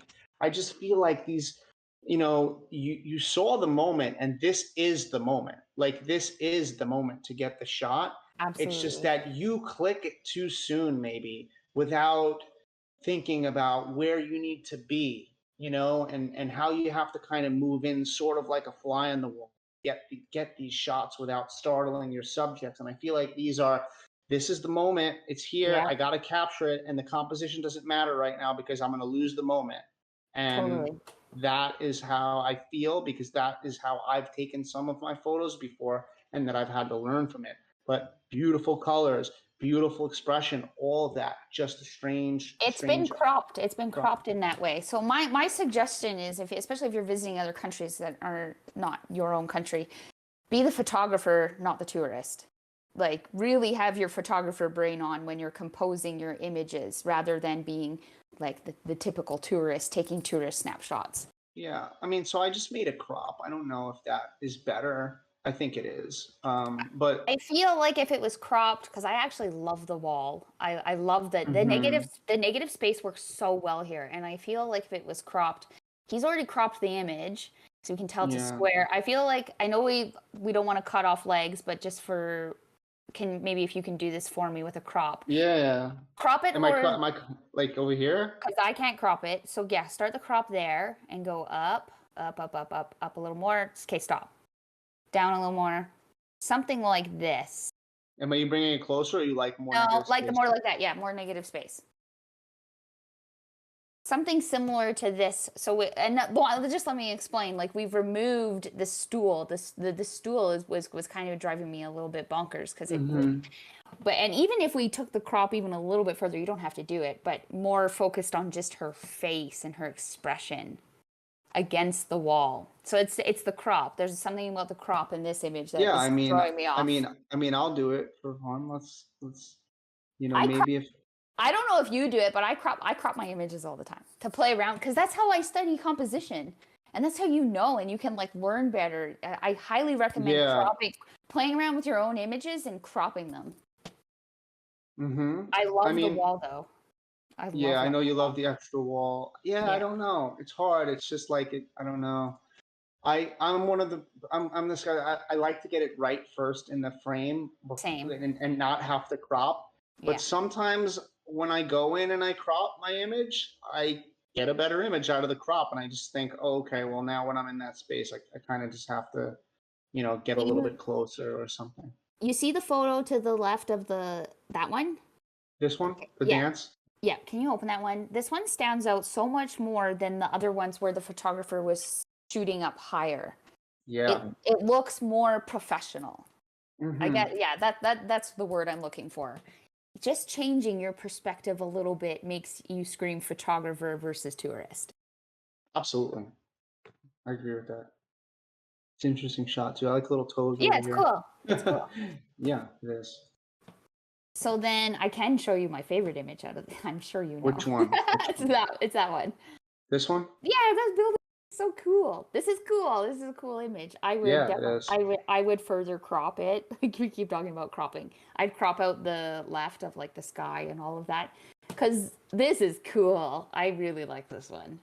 I love the yellow and the blue of the wall and the man walking up the stairs. This is a cool image. Is it like I don't know? Something like that. Something like that. I also feel like we don't, like you and I don't have access to the original size of the file, so we're kind of cropping on his crop. Yeah, like maybe this part doesn't outcrop outside of that. Like something like, let's see.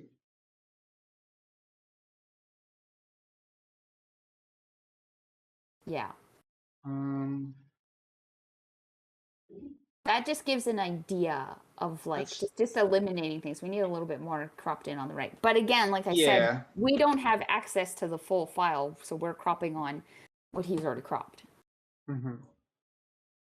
Yeah, I like that shot too, chipped away. He's got everything in the description, so that's really good. Let's go back.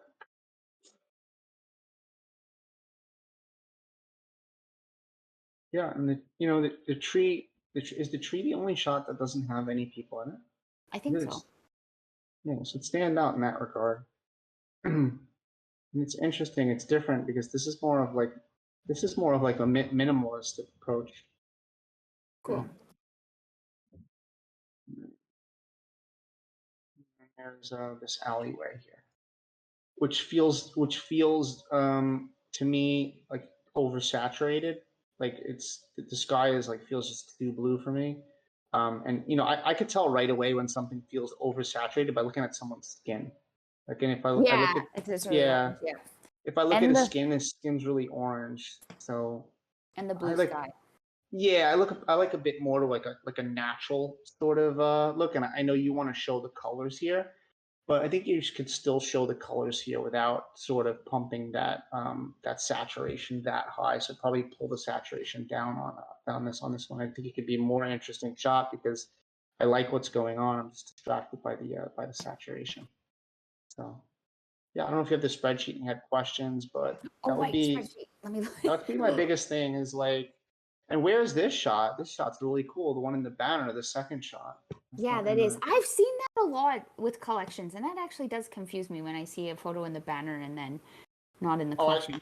I did it on my, every photo in my banner is not in my collection because they're teasers as to what's coming in later. Yeah. So this one's called. I'm gonna try and find it. Memories of what is it again? Oh, Memories of Mexico. Yeah, it's not showing up on the. My mom is in here listening. Hi, Mom. You just disguises herself and puts Smith instead of Oh, Schmidt. I found it. Memories of Mexico. There we go. Uh, Dun dun. I did it, you guys. Yeah. Oh, okay, wait. Now I gotta find the questions. Sorry, I just have to highlight the whole thing or else I lose it. Okay. Memories of Mexico.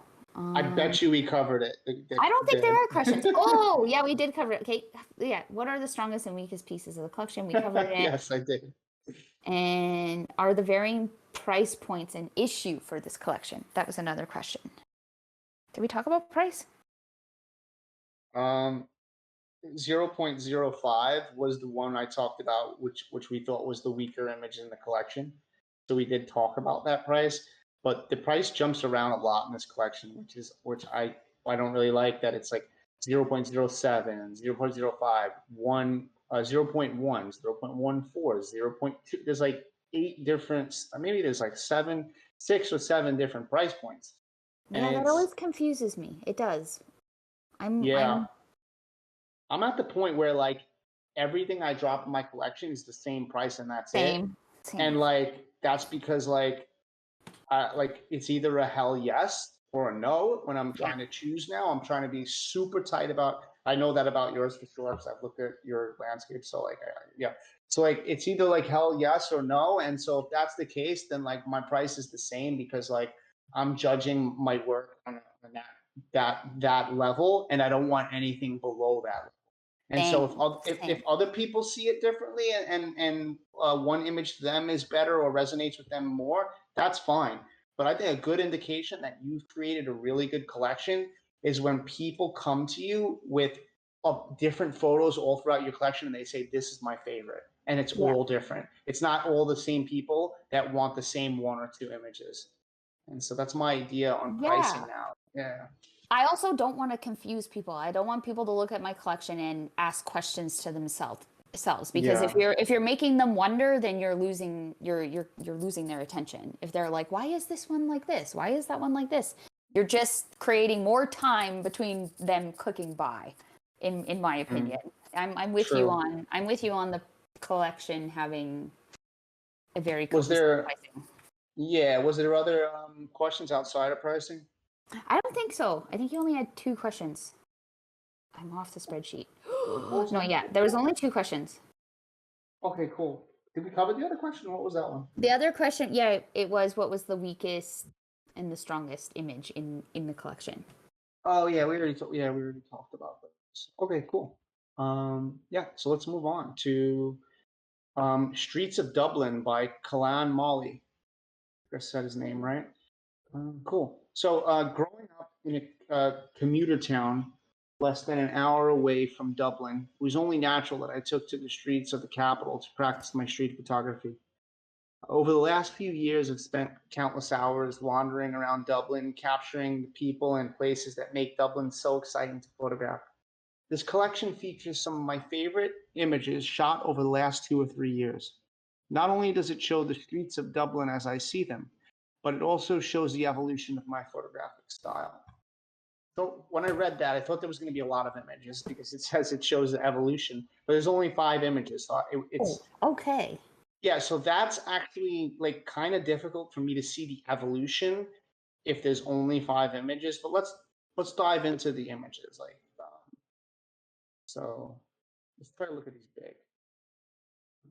So I'm loving this shot. Like I love the mint color on the walls, and then also how that color kind of plays into this maroon or desaturated red with the man's tie, and the signs are the same color as his tie. And I love the way his legs are kind of parted like that. It's like this businessman on break or something. There's a story about this businessman. You like this shot?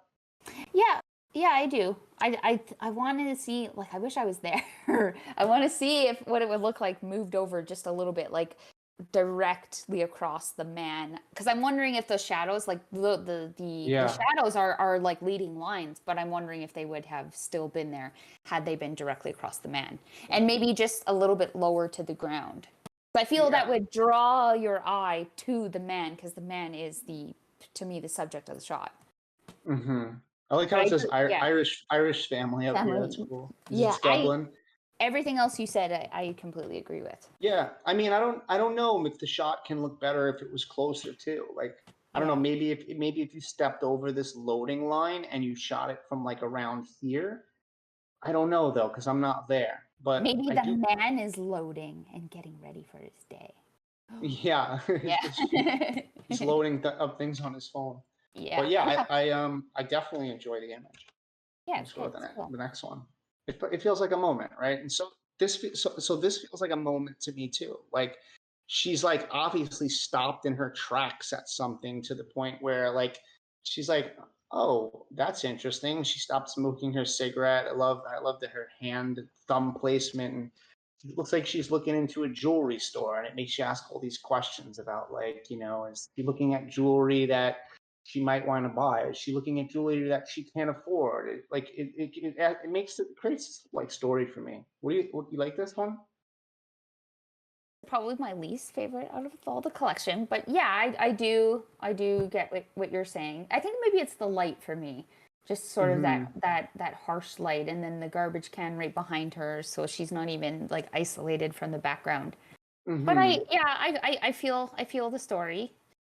Yeah, I feel Yeah. the story. Just I think yeah, like compositionally, it could probably have been taken better. Like, maybe if she was a little more between the two garbage cans, or maybe Yeah. you could have done it in a way where the garbage cans weren't visible, and it was just like a shot that's from her like arm and collarbone up, and then this area was the shot, and it Hmm. wasn't so much about all of that. Maybe it could be Yeah. better. Yeah. I also kind of feel like this collection would be really powerful black and white. Harsh light, That. black and Yeah. harsh light, Yeah. black and white. I mean, black and white could help this too a lot because Yeah. that yellow garbage can stands out a lot, but doesn't add anything true to the value of like the story. Yeah. So it's like, I like this one better yeah, of a smoking person. Like just this has more of hmm a this has way more of a story to me than the other one. yeah. I love the now firing too, and like Ah, yeah. it Yeah. feels like this guy is like you can tell he's a chef. Obviously, he's like Yeah. either a line cook or a chef, and Smoke like break. Yeah. those guys have a tough job like that. Mm-hmm. I used to do that work, and like it's definitely not easy work. And so like this guy is just like outside on his smoke break, and it's there's something peaceful about it, right? There's like Same. some I agree with yeah, this. Maybe like, yeah. yeah, because I remember working in the restaurant industry as well, and the smoke breaks. I used to be a smoker too, guys. Blah, disgusting. But having those like little 10-minute moments to yourself during that rush, like I think all restaurant workers can relate to this. Yeah, I like Yeah, this one. This one's cool. sure. Really well done. This one for me was actually this one was my weaker shot in the collection. Yeah. And the reason why it was the weaker one for me is because I don't like how this lady in red is being impaled by this piece on this is a UPS cart. I think if she was just in between, I think if she was on the left, it could work a lot better. But I also be critical to the fact that like so much of the right side of the frame is just taken up by a black box. So I think there's something to be worked on here. I mean, I think you could, if the photographer was more to the left, then the woman wouldn't have been cut off, and we wouldn't have all this empty black space on the right. Same. Yeah, I feel the same about this image. But I really like the attempt at the idea, Yes, the exactly. creativity, the creativity. Yes, like shooting a frame within a frame, in having things land like in a certain place. Just I would have probably been a little more to the left, and you know a little more patient as to not or just not patient, but I guess attentive to not cutting off the lady in the red, like cutting her head off like that. Yeah. And I think this is the last shot. I think this is a really nice little moment of a lot of cigarette shots. I'll say that. Yeah. But This is the this isn't. cigarette collection. Yeah, but this is a nice shot of this gentleman like lighting up a cigarette. And I know shots like this. You got to kind of get them when you see them because it happens fast. And so it looks like he got it when he saw it. And he gets a little bit lost in the shadows that are in the background though. So Yeah. I don't so this is why I don't shoot color during these hours. Yeah. Like afternoon sunlight, like harsh afternoon, like noon sunlight, I love shooting black and white because I like the battle between light and dark, and I like to play off that battle between light and dark. But scenes like this, I actually like to shoot like closer to golden hour and blue hour, Yes. because I just feel like, wow, this is such a beautiful moment. He sort of gets lost in the background shadows. And it's hard to even edit this to the point where he doesn't get lost in it, because I mean, you could take like a brush and you could bring him out some more, but then it's going to look weird, Yeah. then it's going to look weird. But But harsh light, black and white. yeah, harsh light, and it rhymes too. Yeah. You're a rapper now. That's what I learned. That's what I learned from wedding photography, because wedding photography is you don't no control over the light. So to save images for people, that's when you bring in black and white. Mm-hmm. But overall, I mean, I think the photographer knows how to capture a moment. Like this is a moment. Yeah. This is a moment. This is a moment, right? I mean, this is not a moment for me. Yeah. Yeah. And this is a moment. So stay capturing moments, because you have a good feeling of life, and when there's that moment that's in between the moments that aren't as powerful happen. But test this around golden hour as well, and cloudy days too are really good. Cloudy, overcast days are really good for street portraits, at least for me, right? Because the clouds act as a soft box, like in a studio, the clouds act as a soft box for the sun. And I've taken some really beautiful portraits of people that wanted like beauty type shots on cloudy days where the skin is really, really nice too. And so I would play around a bit more with different times of the day when you go out shooting, but you really do a good job at being able to capture a moment. I will say that. So that's my biggest thing on this. Okay, I have the questions. Questions? Cool. I was on it this time. Okay. I know. Cohesiveness of the collection? Question mark. I'd say it's cohesive. Mm-hmm. They all. Yeah, I definitely think it's cohesive. Yeah, street moments in Dublin. I don't really understand this question, but it says opinions on Sloika releases? Question mark. I don't. I think I understand the question. I think they're asking like. I think they're basically asking like why Sloika, in a sense of a release. I think there's pros and cons, I guess, that come along with that. So one pro, obviously, to being on Sloika is the beautiful layout that it has for photographers. Like on OpenSea, it's kind of ridiculous that I have to keep clicking on a new image to open up the next image, and I can't see it in the order in which I want the people to see it in the order. Like my fairy series, I want people to see it in that order. Okay. So it has a beautiful layout. It has bulletproof contracts. It has a vetting system, and all of that, and customer service that you can actually get in touch with, right? So there's all those things. So it's built for photographers by photographers. So Sloika is great in that regard. Now, if I was to be critical, it's very hard for me to even be critical about Sloika. The only thing that I could really say is that it's not as known. It's just not as known. And so, and there's a lot of questions that I had in my head, because I wanted my Legacy series to be on Sloika. But then when we had these new ideas of it being in editions of 10, and then me focusing on a secondary market, I started in my head, I'm starting to be like, well, where does Sloika come in for a secondary market? I don't really know how that works. So I have to ask those kind of questions, because when you sell something, like I looked at your collection before, something was sold.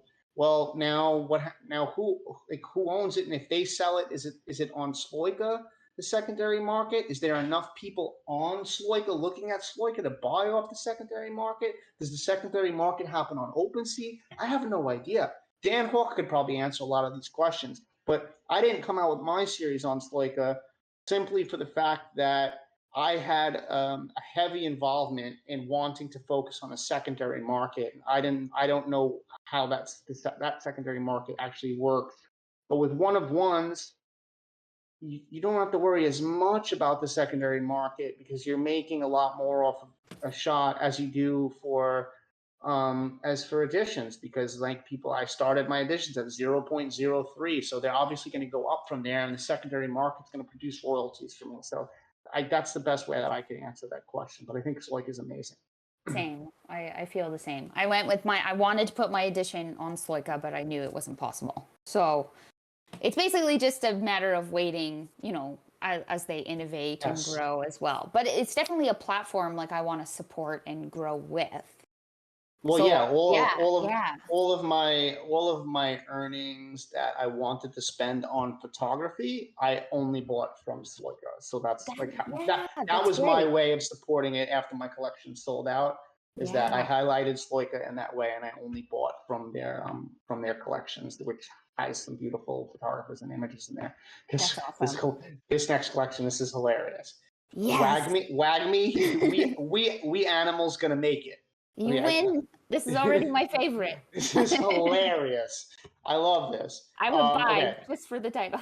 Because obviously WAGME in the NFT community, I know my mom is listening in here and she probably doesn't know what that means, but it's we are all gonna make it. And so this is why it's really funny. But so mankind thinks it's the only rule. I really relate to this artist statement, by the way, too, because I'm like a huge animal lover, and like I don't eat meat and stuff like that.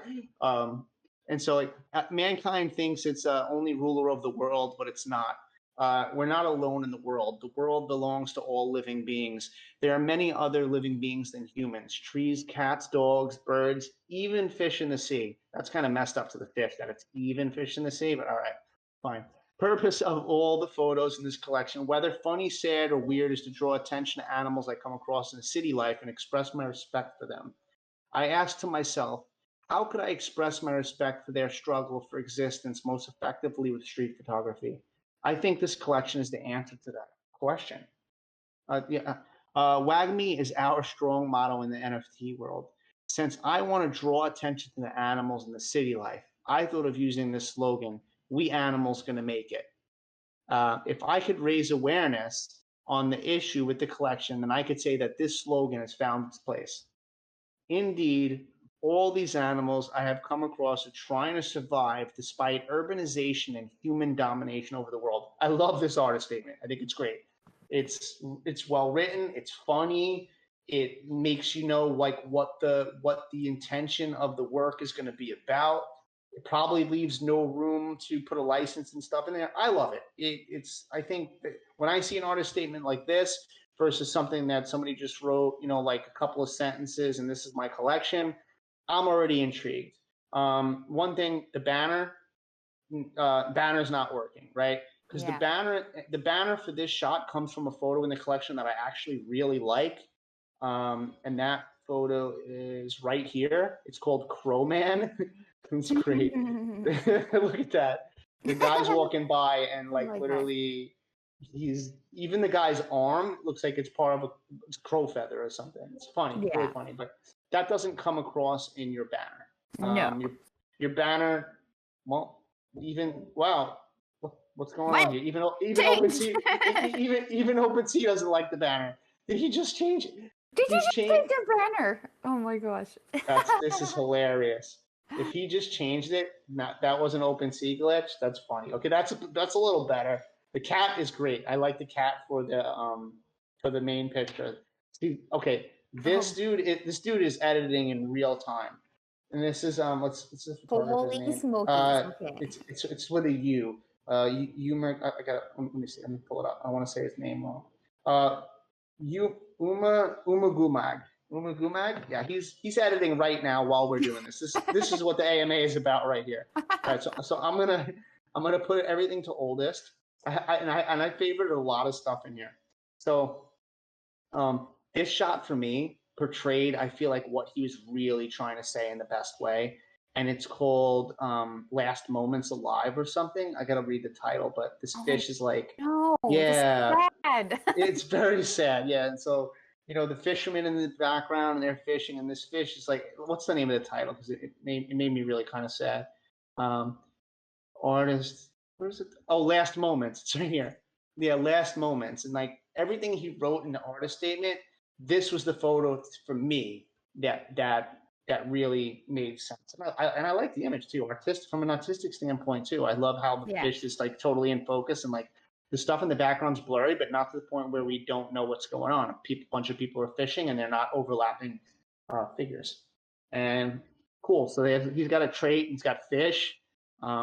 It would be cool if the traits showed up with a percentage. Mine don't either, and I regret that I didn't make them show up with a percentage. There's probably an easy way to do that in the custom contract. So they have that there. They have the artists, the information, and a description. Cool. And the license. So great job on that. Great photograph. The image, but I don't like the fisherman anymore. That's how that image makes me feel. They're mean. I'm a sensitive soul. Look at this lock on. This is hilarious. Oh my God. Yeah, that's so crazy. So this is obviously like a cloud streak that's created by like one of those airplanes or whatever, like a smoke stream. And it looks like he's targeting onto this bird, this bigger bird, and he's gonna like just zap him out of the air. Like this is next level. You can tell that this photographer spends a lot of time taking images, which is passionate. So win. Yeah, absolutely. Right? Lock on. Such a good name too. This look at this is very clever. Long tail, like oh my gosh. That's crazy. Yeah, the tail goes right into this like PVC piping system or whatever. I don't know how some of these photographers do it. Like I think he's from Istanbul. Quick. This photographer is very quick. I think he's from Istanbul. I think he's Istanbul photographer. They're just no joke with the cleverness. Look at this, the pigeon trainer. The pigeon trainer. Looks like he has a whip. Oh my God. Too good. And look at this. Yeah, and this low perspective creates this world that it's like this is it's the pigeon's world and you're just living in it, right? Like remember when we were talking about the Mexico collection? Like this is what I was talking about, people. You change your perspective, you change the whole image. And it's so visually impactful. Yeah. The pigeon is bigger than the guy that's training him. And then it goes to show the perspective of a true human perspective next to it over here. There's a lot of thought into this. This is great. Yes. I love this collection. I really do. This cat, Black Angel. Which one? The duck one? Yeah, the duck one is my favorite, I think. Yeah, this is cool too. I think this is like a lamp post behind it, and it's creating a halo. It's great. Let's go to the duck one. Yeah, I favorited the duck one. Of course. Yeah, the duck one's my favorite. A stranger on the street. You guys are like dressed in business attire, and this guy's the duck's just trying to get them. What is that commercial? I was going to say to try to get them to change their car insurance, but no, that's Affleck. Yeah. Okay. Yeah, it's not Geico. I know what you're talking about. It's not Geico. I like that. I like this one. Yeah, me too. I think it's great. And his beak matches this guy's jacket too. Yeah. I can say right away, like if I had the funds, I would buy from this collection. Yeah, exactly. And Alpha Trilogy bought this one. It's great. Construction. Oh my God. Oh my gosh. Really good. Yeah. They're really, really clever. And like, you see how like this photographer has just drawn us in with, and you can like feel that the authenticity and the images as well. I'm like trying to visualize this photographer, and I imagine this person is just clever, quick-witted. Yeah. It's called audience. Oh my God.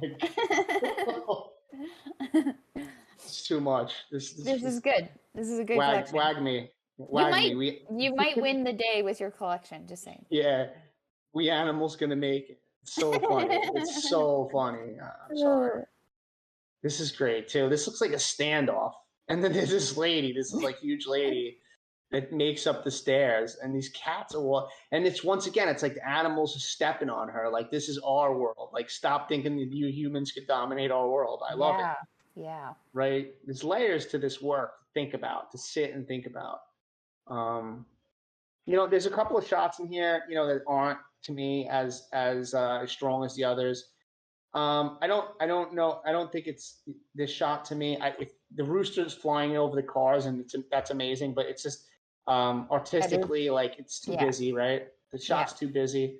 The bird would have to be shot at like a super shallow depth of field to where all this other stuff was like melted for it to work for me. So that shot, I'd probably pull that shot since you have so many shots in the collection. This one's Metamorphosis, and while I like the idea of Metamorphosis, I don't know. The crop is kind of, and the crop seems a little bit weird, and you know, it's you're just covering the whole figure of the cat. I don't know. If it was like metamorphing in a way where it looked like it was transforming into another cat, this angel thing, then I think it could work. Probably would pull that one. Some of the shots are like not all your ideas will work. Yeah, like dog loop makes sense in the idea that it could keep going on and on and on again, but maybe it needed 3 dogs to do that, because this just kind of seems like an iPhone shot that, like, you know, anyone would probably take. One would work if the title was different. I like that one though. Oh, you do like dog loop? I do like that, but I understand what you're saying about the title. I think this is actually a really cool one, but I think you have to think about it. Yeah, I like that you disagree with me. That's good. So maybe you should keep that one. I mean, that means you should keep it, actually. Because you could rename it. You could rename it though. But the other two, I completely understand. It's like this photographer is very witty, but you're not going to nail it every time. So there will be ones that don't fit. So the seagull one is really cool too. I like the seagull shot. Yeah. It's wild, right? That's weird. I don't know how that's shot. It looks like with a flash, but like a slow shutter speed. So is it a double exposure? It looks like a double exposure. I don't know, but I would keep that seagull. But like this seagull to me wasn't as strong. Hunger Games. Hunger Games. What does Hunger Games NFTs feel like? Hunger Games sometimes. Yeah, right now it's bloody in the street. Yeah. But this shadow is overwhelming in the front. Too much overlapping each other. I just think you're better than this. I think that photo needs to go. That shadow. Yeah. Two-headed, how do you say that? Cerberus? Two-headed Cerberus. Cool. Clever. I just think when you combine clever with great compositions, you're the best. Yeah, you did a great job. So like here is, that one, that wasn't the one I meant to click. I meant to click this one, but like here is where you're combining clever, like with great thought out compositions. And I think those are the ones that work the best. You know, I love Lock On. I love Curl Man. Look at this one. Chicanosaurus. It's funny. It looks like his head is in his butt, but I think he's just behind him. I've seen this photo somewhere. I've seen it somewhere before. Oh my gosh. It's all coming together now. Okay, I've seen this photo. Oh my god. It's so funny. Okay. Now I know who's the photographer of that photo. Right. Okay. So only one person owns something from here. Who owns? Oh, Alpha. It's Alpha. And you know, for good reason. Like this collection is a lot of things. You know, it's thoughtful. It's hilarious. It's really clever. It's skillful. Yeah. It's a lot of things. Like you're doing a great job as a photographer. 20 images in the collection. I think you could get this down to a strong 12. Strong 12, and it could be really impactful. So I would work on that. And that's all I've got. How was the let's open one we didn't open. I'll look at the descriptions. This is cool too. Cat's got the traits, artist edition, license, giving commercial license, but what about editorial? Well, I don't know. Okay, cool. They got all the stuff they need. Looks great. Dimensions. Yeah. You had the questions, you said? Oh my gosh. Come on, Sarah. You have one job. So questions. Oh, No, I was like looking. I was looking at all the images. Right. Okay, hold on. I gotta find them. This is probably the funnest AMA I've had, actually. I know. I bring the fun. I'm just kidding. It's not me. It's not me. That's because I'm normally pretty serious. I am not a serious. I don't know. Sometimes I feel. Oh, here we are. I can't take anything serious. The market is just not. I can't take it. I can't take today serious. Well, I'm banned from Twitter, so I can't take anything seriously. I'm not. I am not gonna make it, guys, because I am banned from Twitter. All right. What are they saying in the chat? I don't know. If I've like I'm always afraid to look if I've like really critiqued someone's images, then I feel bad. I'm sorry. Okay. Question one is when my first collection. This is what he says. When my first collection was sold out, I said that I would not make a 20 NFT collection again. Okay, he messed up again. Too many. Oh my gosh! If I scroll too far, you guys. 0 out of 10 on the spreadsheet. But then I gave up on this decision. I said to myself, oh my God, I can't read the full question without it disappearing. Bloody hell. I lost it. Well, I know the beginning of it. He was saying he never wants to make a 20 image collection again. Yeah, that's it. But it's too long of a question for me to... Okay, well, I mean... I'm so useless with this thing. Okay. I think I could answer the question, maybe. You know, yeah, 20 items in this collection I think is a lot because I think that you have some really strong ones and they get hidden by the ones that aren't as strong. So if you pull the ones that aren't as strong, you know, then I think that you can have a collection that's like, whoa, this guy nails it every time. And so I think more collectors will want to collect from a collection like that. Yeah, sorry, I can't read the full question. Okay. What about question 2? Okay, let me go find it. Poor Goon is probably just listening like, Sarah, you idiot. The whole spreadsheet is going to be like there's going to be chunks of it all over the place. I'm trying. We're going to have to redo our whole spreadsheet because you were pressing buttons. Yes, I am. Okay, this is the second question. It says, this one fits in the screen. So, do you think I achieved my purpose? Pay attention for street animals. When you look at my collection, does it feel like this world is their living space too? Yes. 10 out of 10, you did a great job on this. Yeah. Yeah. I was going to say you answered that one. I think we both feel the same way. Yeah. Cool. You did a great job. Awesome. Love the collection. Yeah, that's it. Oh, wait, there's another question. No, there's Okay. another question. Additional questions. Man, he just doesn't waste any time on these questions.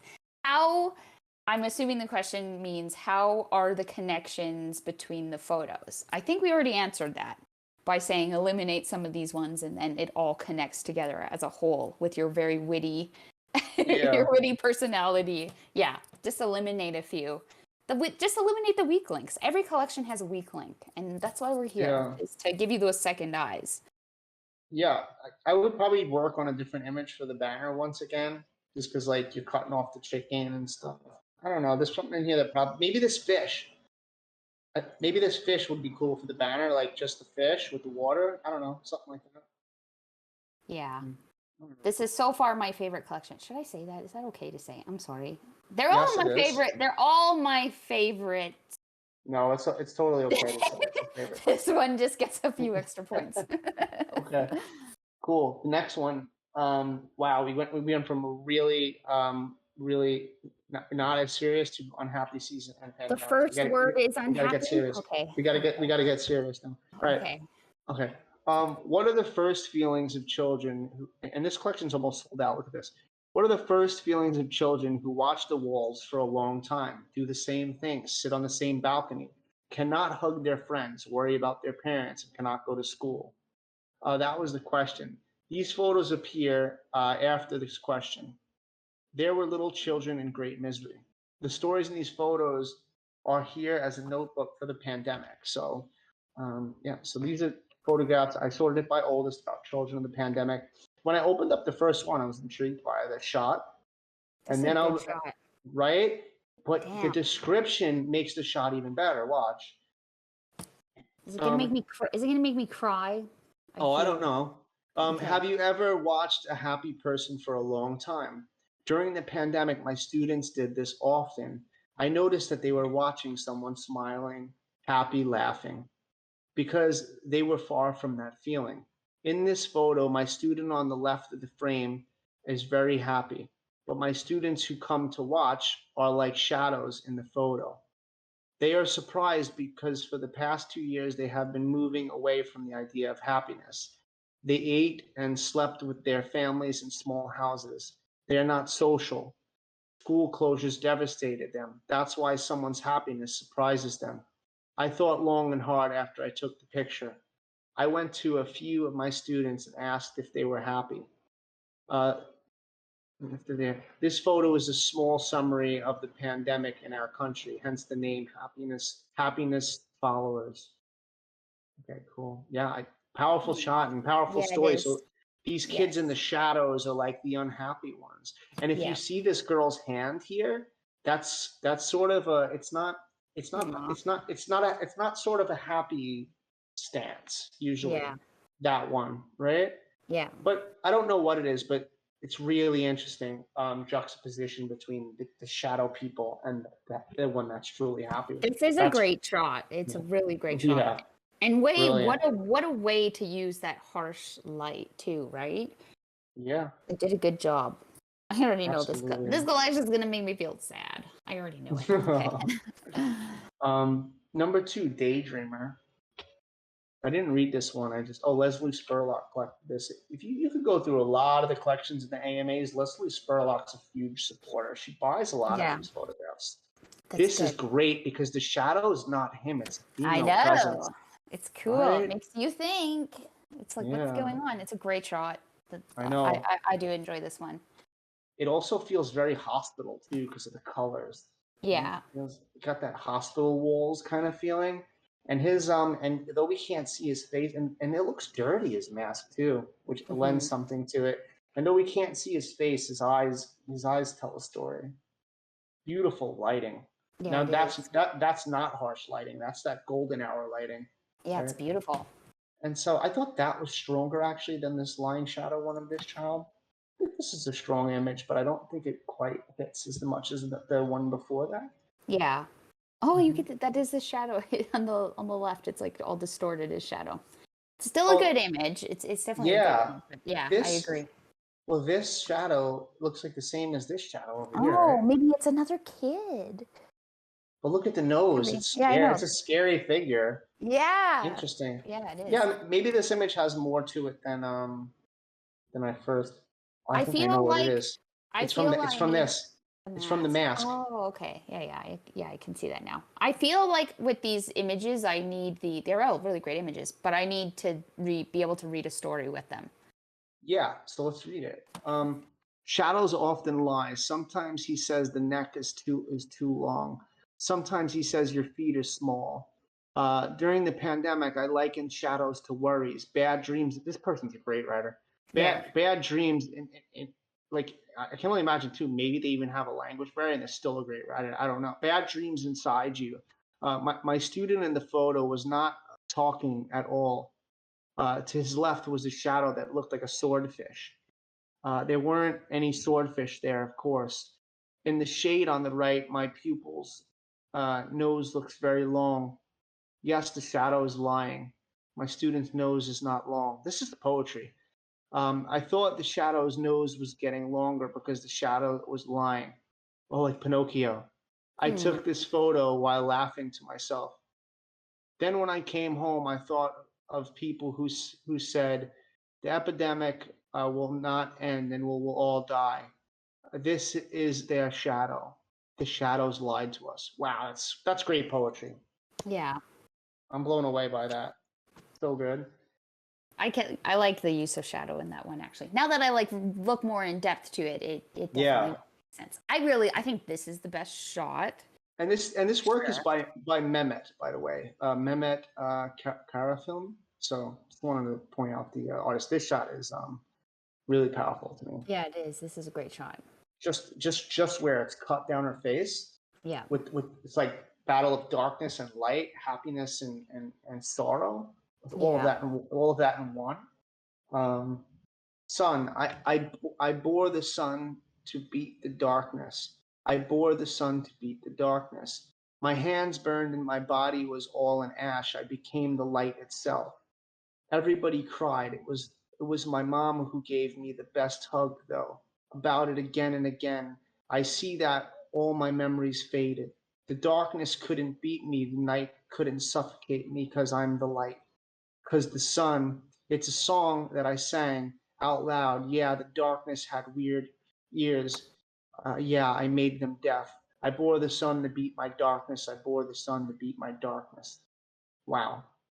Um, it's by Mehmet. And can the sun defeat the darkness? Yes, it can. Yeah, it can.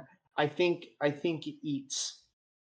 There was a war of light and darkness in the pandemic. We were next to the light. We were next to the sun. I wish I could write like this. Like, I write pretty good, but I can't write like that. Like that's like poetry you read out of like a poet's book that's like published. Like that's so. This is a strong series for me. It has layers of art, obviously. There's poetry involved. There's a story about the pandemic. The photos are really well executed. Yeah, the series sells out soon. Like we can see that already. 5 owners, 6 items. So there's one. Nope, there's actually 2 photos left. Lying Shadow and also this one monotone. And so picture first. Interesting shot. I guess it is this school in their country because it looks like hospital. It must. I'm thinking it's school. Yeah, it looks like hospital in the United States. I'll say that much. Same. Yeah, because they have those blue walls. They have those kind of doors and those eerie double doors where you can't see in. Interesting shot. The highlights are a little bit too punched for me. Like this, like I feel like we lost detail with these highlights. Do you feel that way with the highlights? Or? Yeah, this shot's not as powerful. It's a good shot still, but it's not as powerful as the other ones. Yeah, and I see she's looking into the doorway of a dimension in which we can't describe or see what's happening there. I guess there's something interesting about that, but there is something missing in the shot from it. Yeah, maybe because we were so like the other shots, they're much tighter crops. It really is like a portrait of the person. This one is a little bit. It's pulled back. It's more full body. Yeah. Then you have this shot turned into powerful because Yeah, I like this one. This one's really cool. Yeah, because this is a grown man. Yeah, and this is a child, and you get the child's eye, even through all this chaos of the reflections. And reflections could be a huge chaotic thing sometimes.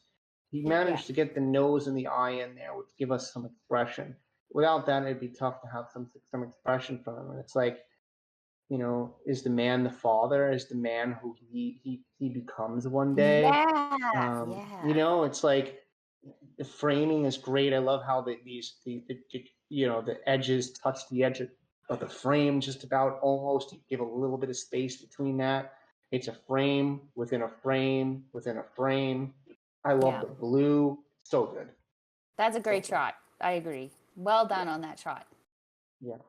But I mean, I don't think I have much to critique about this. Like, they got everything written in the description. They can't add properties at this point. There's too many of them that are already sold. 0.08. That's kind of low for this quality of work, in my opinion.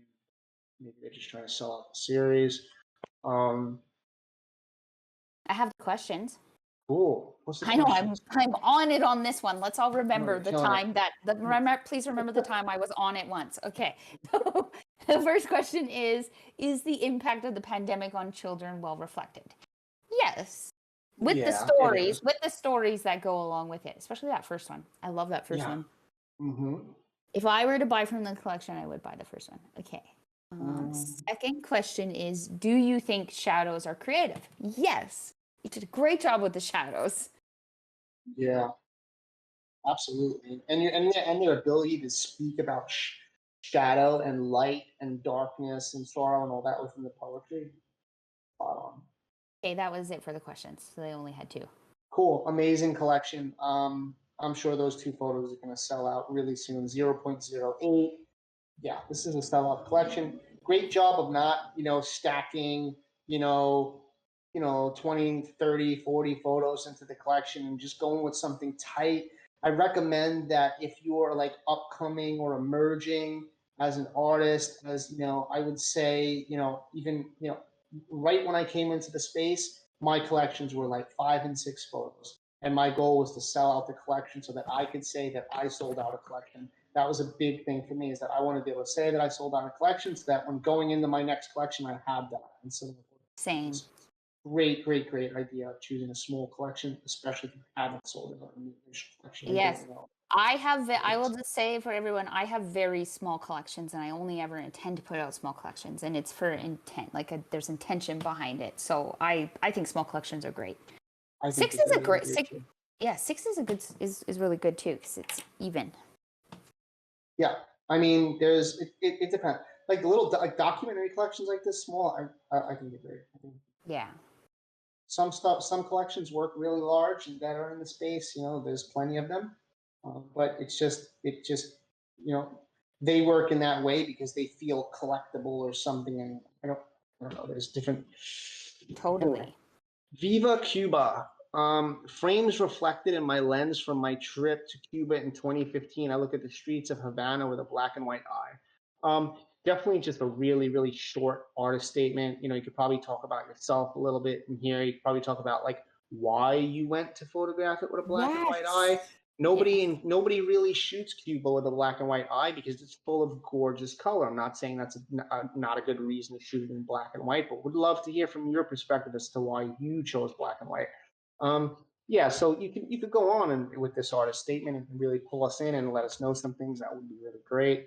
So 8 items, no one owns any. It's the original artist. Floor price 0.15 for one of one seems to be pretty typical. There's one of them in here there's 2 of them that is 0.2. So if I just pull out and I look at it from afar, the first thing I could say is like, you do a really good job with black and white tonality. I can definitely tell that. Yeah. There's a couple of images that stood out to me, I guess, personally. Street match. I like this one too. I like this one too. There's such a story here. There's a lot happening. There's an older man, and older man or I don't know, a young man, and he's coming by on his bike. And then there's these younger kids, and they're just having a good time. They're lost in the moment of the day. That's a great thing about being a child, is that you don't really think that much. You kind of just react more. And I think we're our best versions when we're sort of just living in the moment. That's when I'm the best photographer, is when I forget that I'm out there taking photographs and I get lost in this sort of thing. And you can see these kids are lost in their game. A beautiful story. I love that he didn't overlap any of the children. Yeah, it's like totally. one to the next, to the next, to the next, to the man. And then you have a scene in the back here, and it creates dimension. There's a scene going on in the store over here. Such a good shot. Yeah, but it still has that element of being like, it's still simple, which I think is really good. It is. Like it just checks all the boxes. It's got good composition. It's not messy, and there's a story. Yeah, this is my favorite. And that's so hard. That's my favorite shot too. It's so hard to take 1, 2, 3, 4, 5, 6, 7 subjects, 7 different people, and make them not overlap. I think it's 8 different people. I think there's a woman in the window here watching. Ooh, this is a good moment for this photographer then. That's cool. I think it's 8 people, and none of them are overlapping. They all have their own story, and it still seems like a minimal image. This is something very sought after by photographers that they did here. That's really well done. Okay? Yeah, good job on that. My second favorite in this collection, I think, would be this Tracks and Traffic, and I think it's because of the same kind of reasons. I feel like there's a lot going on, but it doesn't really feel too chaotic to me, and it feels like this could be from any time period. Obviously, any time period. For one, it's shot in black and white. For 2, all of the cars are, they look like they're like from the 50s or something. I guess it can't look like it's from any time period, but it looks like could be like from the 50s or like 60s. And I think everything lands here. Like there's people in the streets. I love all these arrows. I love how deep it goes, the dimension of it. Really great. But then great use of lines. Sure, but then so we talk about 2 images there that have those. I'll talk about 3 actually, where everything sort of lines up and it's not there's nothing that's taken away from it. It's not chaotic. I feel like this shot's sort of like that too. This guy's kind of leaving off in the car, and these guys are either like asking him a question, their friends, and they're leaving, and it's framed within this frame here. And clouds are dramatic, and it's a good shot for me too. But there's a few shots in here, like the one that you priced higher than everything, Capital, where I feel like this one is not as simple. I do like this. There's something about it that I do like. There's a lot going on, but at the same time, I don't exactly know what the subject is. Like I think it's obviously the capital back here. That's the title. But does it feel busy to you, or? Yes, it feels too busy, but I feel the reason why we kind of like it is because they did a really good job at transition of light to shadow. So the shadow in the front, right? Everything's out of focus, and then the walls draw us into the Capitol. Is that what it's called? The Capitol, the building in the middle, and then the light. It's a really great composition, but it's just messy. So that I feel that's why we're torn. Yeah, but I don't know. There's something still beautiful. Yeah, it's good. I do like it. Yeah. Yeah. So another example where it feels like a little bit too messy, and that is like, I don't know, like this is a nice shot, but like there's just this man coming into the frame, the flag kind of like cutting into her, this guy coming out of her body. I like her expression, her arms and the gesture and stuff. I just think you would have needed to use like a super shallow depth of field to make all these people not distracting. Yes, It feels like that too for you. Yeah, because the man, I'm really distracted by the man with his back to us. I don't even want him there. I just want to be like, get out of the frame. Yeah, like I don't know. I want it to be more about, I want it to be more about like her. Yeah, like I want it to be more about her. Like, yeah. And that's not even going to work either, because the depth of field is just it's not shallow enough, to be honest, to be a portrait that's just about her. Yeah, the depth of field would have definitely been a quick fix. Mm-hmm. It's still a good shot, but maybe it's a little good shot. Let's see. This is called Peace Doves. It's pretty interesting because these guys are like prisoners at first. They feel like prisoners, right? I really like this shot, but I really want this shot cropped. Like it the would bottom is too much negative space, right? Crop it up to that line. Maybe it's like maybe the crop. Game changer. I think this could be game changer. Right? Yeah, that's a lot better. Totally. That's a lot better. The negative space, like we really have to be aware of too much negative space. That's way too much. And so it becomes really interesting because like it's like the WAGMI collection. The Animal's gonna make it. Like they're like the star of the show, and like all these guys are like so intrigued by them. And it kind of makes me feel, I don't know if these are like students or prisoners or something, but the fact that they're like so intrigued by just birds makes me feel like they haven't seen birds in a while or something. I don't know. Yeah. Maybe there's a description. Let's see. Let friendships be made. People laugh. Let wars end. People don't die. Let the doves peace fly in the world. So it doesn't really tell us much about the shot, what that's about.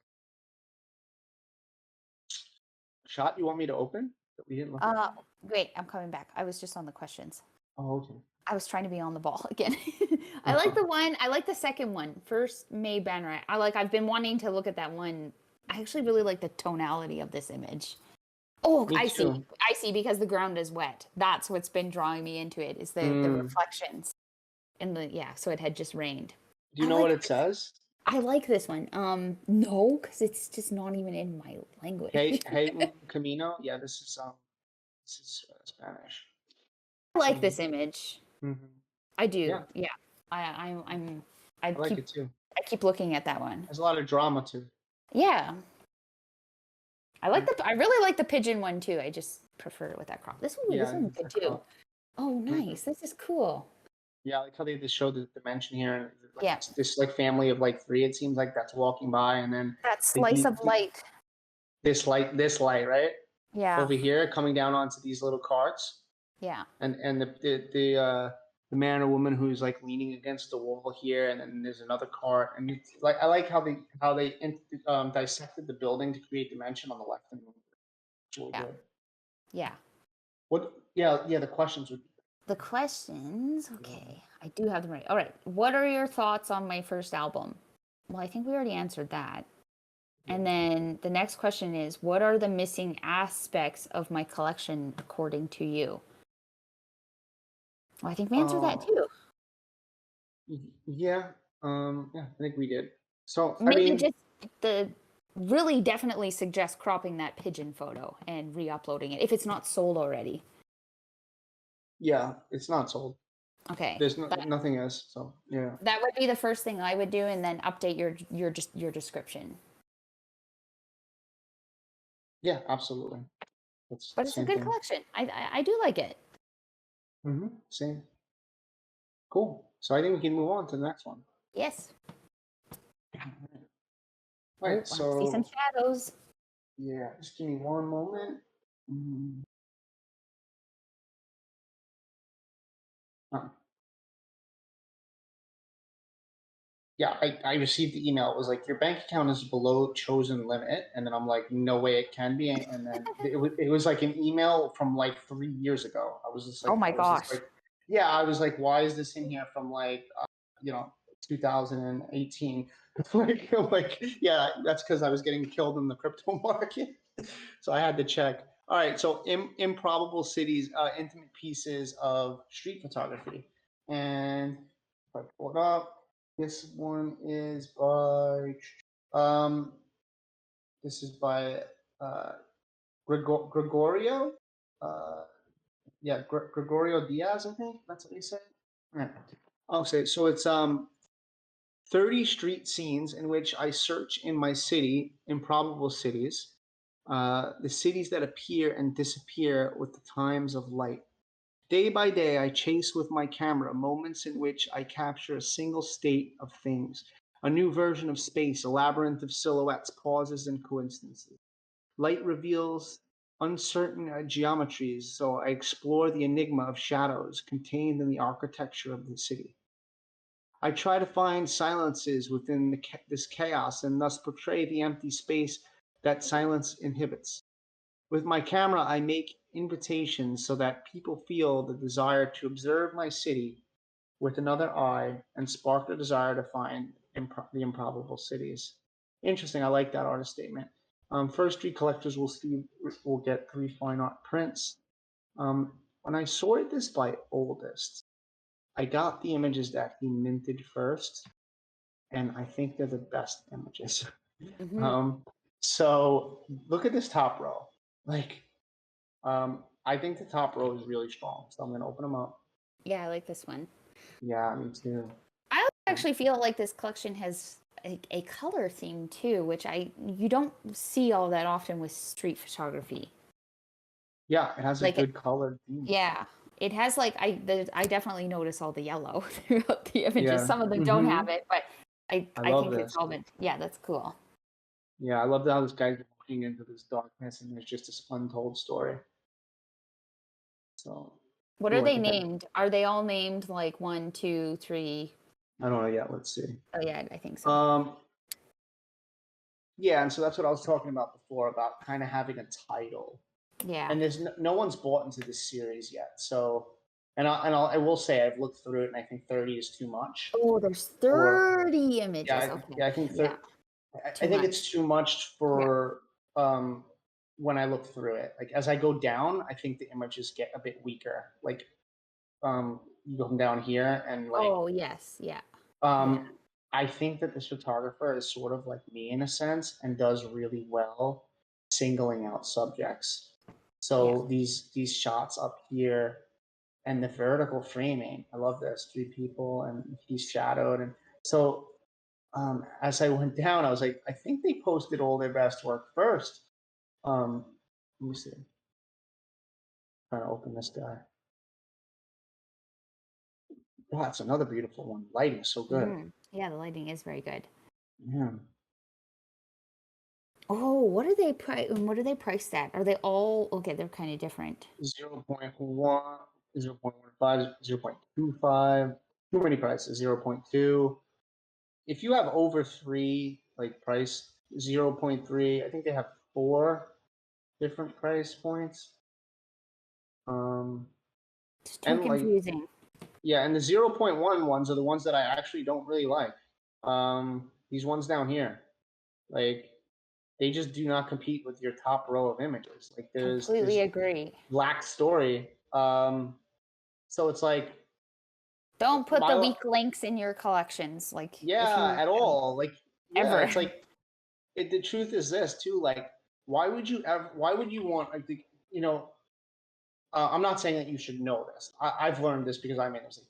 Yeah. I'm just saying in hindsight, why would you want to drop 30 images into a collection and have to wait for them to all sell out to be able to say you sold out your collection when you could drop 10 and 10 strong shots, have them all sell out, and just don't drop the next 10 into the collection until you have 10 more shots that are as strong as these ones. And like, looking through your collection, I can kind of just tell that you do really well when it's like 1 or 2 subjects.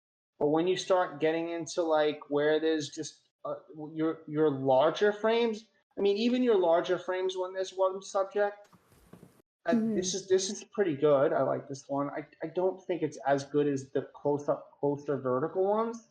I think this one's pretty good too, out of the ones that are, they kind of have that color play, a little bit of a story, but I just think there's a lot of commas in here that Yeah. you don't need to be in here. I feel like if I'm a buyer and I'm confused, I'm out. And Yeah, for if you have sure. 30, like I don't want to spend time like dissecting and wondering why and being like, why is this like this? Why are the prices like this? Yes, I agree. Yeah. 30 And this is the pieces. best advice that this is the best advice that we're going to be able to even give on this. Like, is that just like let start with less, Yeah. and it's just, it'll be more, and like understand like which one, what you're really good at. It really looks like the vertical frames. Like, all of these vertical frames are just, look at this bananas with the Bananas. red and yellow, and this yellow Yeah. up here. This is a McDonald's sign. I think it's just like, yeah, And then like looking at it like 30 pieces, it just looks it's like it's chaotic. So where are people able to like look through the collection and be like, "Oh, I love this one," when there's just so much around them. yeah. I wanted the collection to look like this first row, like in a lot of the, and even a lot of the second, because a lot of the second row is really good too. This black and white stands out, and there you have one black and white in the whole, maybe in the whole collection. But this is interesting. It's like a police officer shot through this tree. But I think you have one black and white here. Is there any other black and whites in the collection? So you have one black and white shot in the whole collection. To me, that's kind of like a no. Oh, there is Um, a black and white in there. yeah, and like this could totally work in color. The shot, I don't see how it could not work in color. It's like, this looks like it's a guy driving a truck. I'm sure the truck has color to it. Or maybe the artist thought it looked better in black and white. When you put it in a whole collection of color, it stands out. It stands Ooh. out to me. What's the name of the collection again? I know it had a longer name. Probable. Improbable maybe Improbable Cities alone is good. That's what I was thinking. Yeah, just Improbable Cities. You know? I feel like the lesson here for this photographer is all across the board, less is more. Yeah, curation, less is more. Absolutely. I found it on the spreadsheet. Yes. I'm on fire today. Like this here, this top 2 rows. Take away the black and white one, add in some. This could possibly just be the collection right here. 10. Like, I'd swap it out for maybe like one from here that's stronger. Like, I don't know, maybe this is stronger than. This is bugging out. Let me see. It's frozen. Not enough memory. Pretty sure I have enough memory. Uh-oh. Don't mess with me. Well, you could delete some of the other collections. I don't think that is that doing anything. I don't know. All right, let's delete the ones we already did. Maybe the ones you already went through. It might free up a bit for on your computer. Maybe. All right. Yeah. So yeah, that's my biggest feedback. I think there's a lot of great shots in here. Like, what is this? Like, some of them I didn't even open. Yeah, if I'm not gonna open them, then I feel like you lose the attention. And Yeah, like I didn't open this because it didn't feel cohesive to the rest of the work that had a lot to do with shadows and light. And this is just like a newspaper covering this guy's face, but I don't understand. I don't get it. I also didn't open this, and I think because it looked kind of messy. yeah, I don't. Yeah, And you don't get that shot. So it's interesting because like this photographer is like just not as consistent as I would like. Like this first row is just bangers. Like this, like really, like oh how yeah, do you cool. That's a cool one. like? Yeah, going from all of these like single person shots like, that you to just shots that just don't hold up, like 11 and 12. I would also take away the numbers on these because if you sell one, then your number system gets messed up and you can't delete things Yeah, now. yeah. Then I didn't open up this because it didn't feel like it fit in the collection either. I don't know what I'm looking at. Yeah, it's abstract, but it's just like too abstract or something to the point where I don't know. Yeah. And then this is And 0.3. yeah, I would definitely have some questions with this collection if I was a buyer, but then I also might be like lost Yeah. attention. Yeah. So what are the actual questions? So the questions are, I'm ready with them. So the first one is, I wonder about my description text. I think is not connecting well enough. What do you think? Well, if you are already doubting your title, then I think that says a lot right there. I do agree with it. Like it's too long. The title of the overall collection is just too much for me. I think you could leave it, have left it with the first two. But even just, reading that you're doubting it yourself, then I think you need to re-look it over and, really pick something. There's no information either, by the way, in the descriptions. There's no properties or information as to whether it's like a one of one licensing, nothing like that. Nothing information they need. Okay, so this is actually a great question because I think we answered a lot already for this question. So I really hope that this photographer is either listening right now or listens to it. The second question is, should I lower the floor price? This is my Genesis collection and I've been waiting for almost 6 months without any sale. That's a good question. So, yeah. I mean, the floor price is 0.1, so that's pretty low.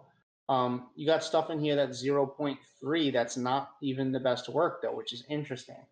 Like, so this artist just needs help with curation. They don't know how to curate their best work, and they need the series to just be a lot slimmer, tighter, and smaller. Yeah. And then also like questions me like, wait, what? How long ago? Like, 6 months. Yeah, so it says 5 months here, but whatever. Like, maybe it's coming up right on 6 months. So like, let's just find out. Like, their next question is what's their like? I want to go to their Twitter and see what they're doing. Because it makes me think. Like, I already feel like this photographer has already had these thoughts that we've or these points that we've brought out. Because the next question is, I've been thinking of burning some pieces of the collection. Should I do that? Yes. Yes. I'm just looking at what they post on Twitter. I think the feedback that we gave actually already answered all the questions, and I would personally, yes, remove a lot of the images. I would also not have like the pricing be so different. I just can't see how that draws people in. It just asks more questions. Yeah, I agree. And just it makes me wonder what they're doing within the community too. Like, are they attending spaces, talking about the work, stuff like that. Like, how involved are they? Involved enough to apply to an AMA. That's good. Yeah, that's all I have for the collection. Yeah, I think. Yeah, I think the photographers are really great photographers. They don't know how to be consistent with how they're with knowing their own best work. Yes, true. Agreed. I think those little simple things are really going to help you. It's not much to change. It's just removing some things, tidying up your descriptions and titles, maybe revisiting the price, looking at that a little bit more in depth, and I think you will make a sale. Yeah, exactly. Cool. So the next collection is The Potter of Light, and this is by Merikatar.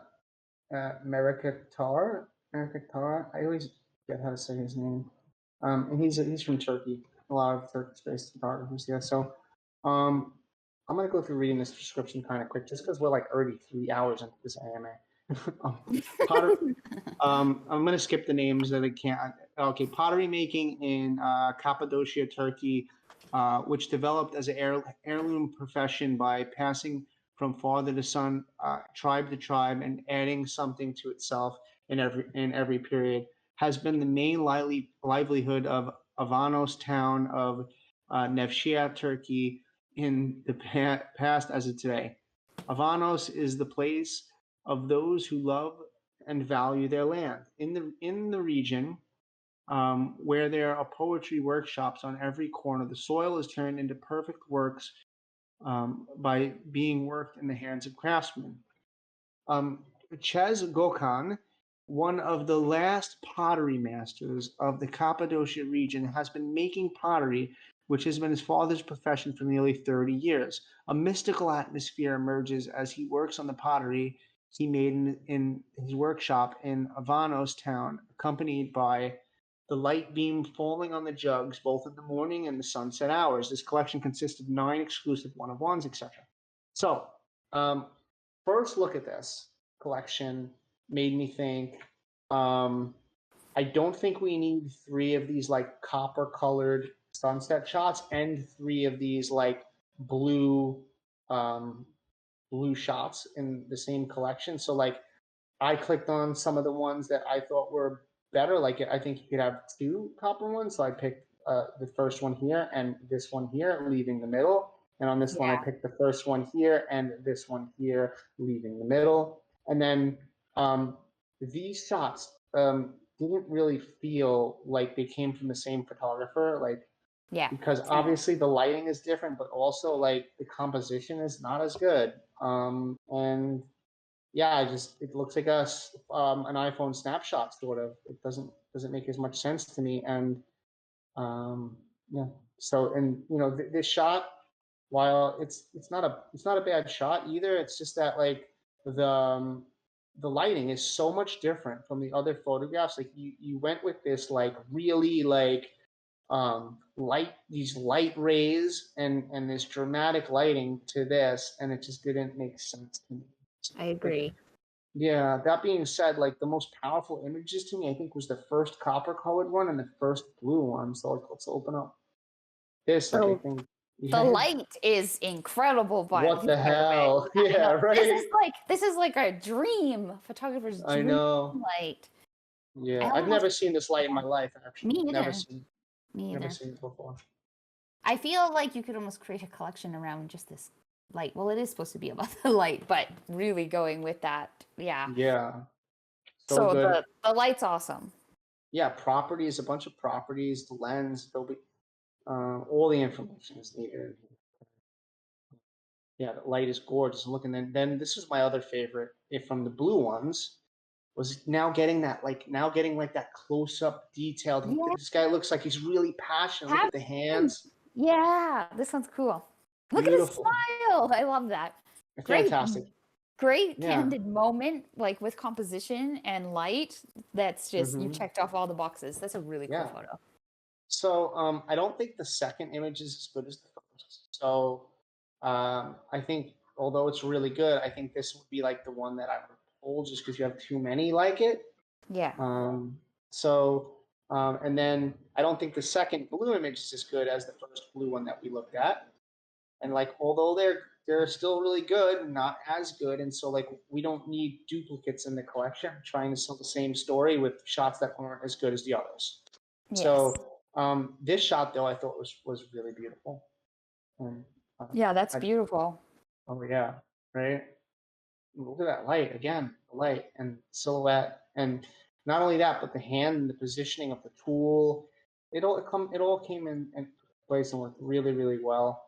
So like this collection is what, 9, and I'd probably have it more at like 1, 2, 3, 4, 5, maybe this one. This is a different type of light though. But you know, a collection of 4 just seems like not enough. A collection of 5 seems like it could be enough. So I could maybe see something like that. But these 2 shots really they stand out in a bad way to me. Yes, I agree. I Yeah. totally agree with that. I do feel like just eliminating a few will really actually tidy up and connect the collection together. Okay, so I get it now. So it's these 3: sunset, sunset, sunset, morning, morning, morning. He's And giving you then the noon. time of Oh, day, I and then see. Yeah. noon, noon, noon. So morning and sunset are too similar to have noon in the same collection. It feels like noon Yeah. starts to stand out in a way that, because everybody knows that like that sort of like golden hour lighting is like really beautiful cinematic and storytelling. And then you have something like this and it's just not cinematic. And it seems really flat. And it seems like, there's no focus on these the pots that are in the front here or any of this, and only focus here. The depth of field's a little bit weird. Yeah, I think you have a couple of weaker pieces in here. I'd personally probably just pull these 2. And I'm sorry, these 2 and these 2 because they're too similar, and then have a collection of like 1, 2, and then maybe separate the colors. Maybe have this is the first shot, then this is the second shot, then like this is the third shot, that's the fourth shot, and then it ends on like a noon shot or something. Yeah, I think it's curation. Yeah. I think it's great collection, just couple teeny tiny little things. It really makes you think about like a collection as a whole and how it looks together. Like Yeah.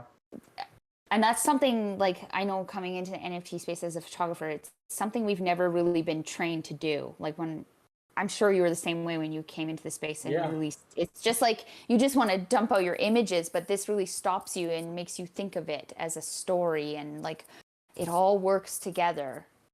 Yeah, well, I mean, I was cohesive when I started, but I only was starting with like 5 or 6 image series. So I purposely did it that way because like I was worried, like I wanted to sell out of my stuff. So I had to go with like a less is more approach. I mean, now that my series is growing to starting with 20 all the way up into a 100 series, I really have to pay attention to like what series works next to the next one. And each drop, like I want each drop to have a different level of genders and ethnicity and people and stuff that ride the ferry within each drop. And like so much that goes into thought and curation of it.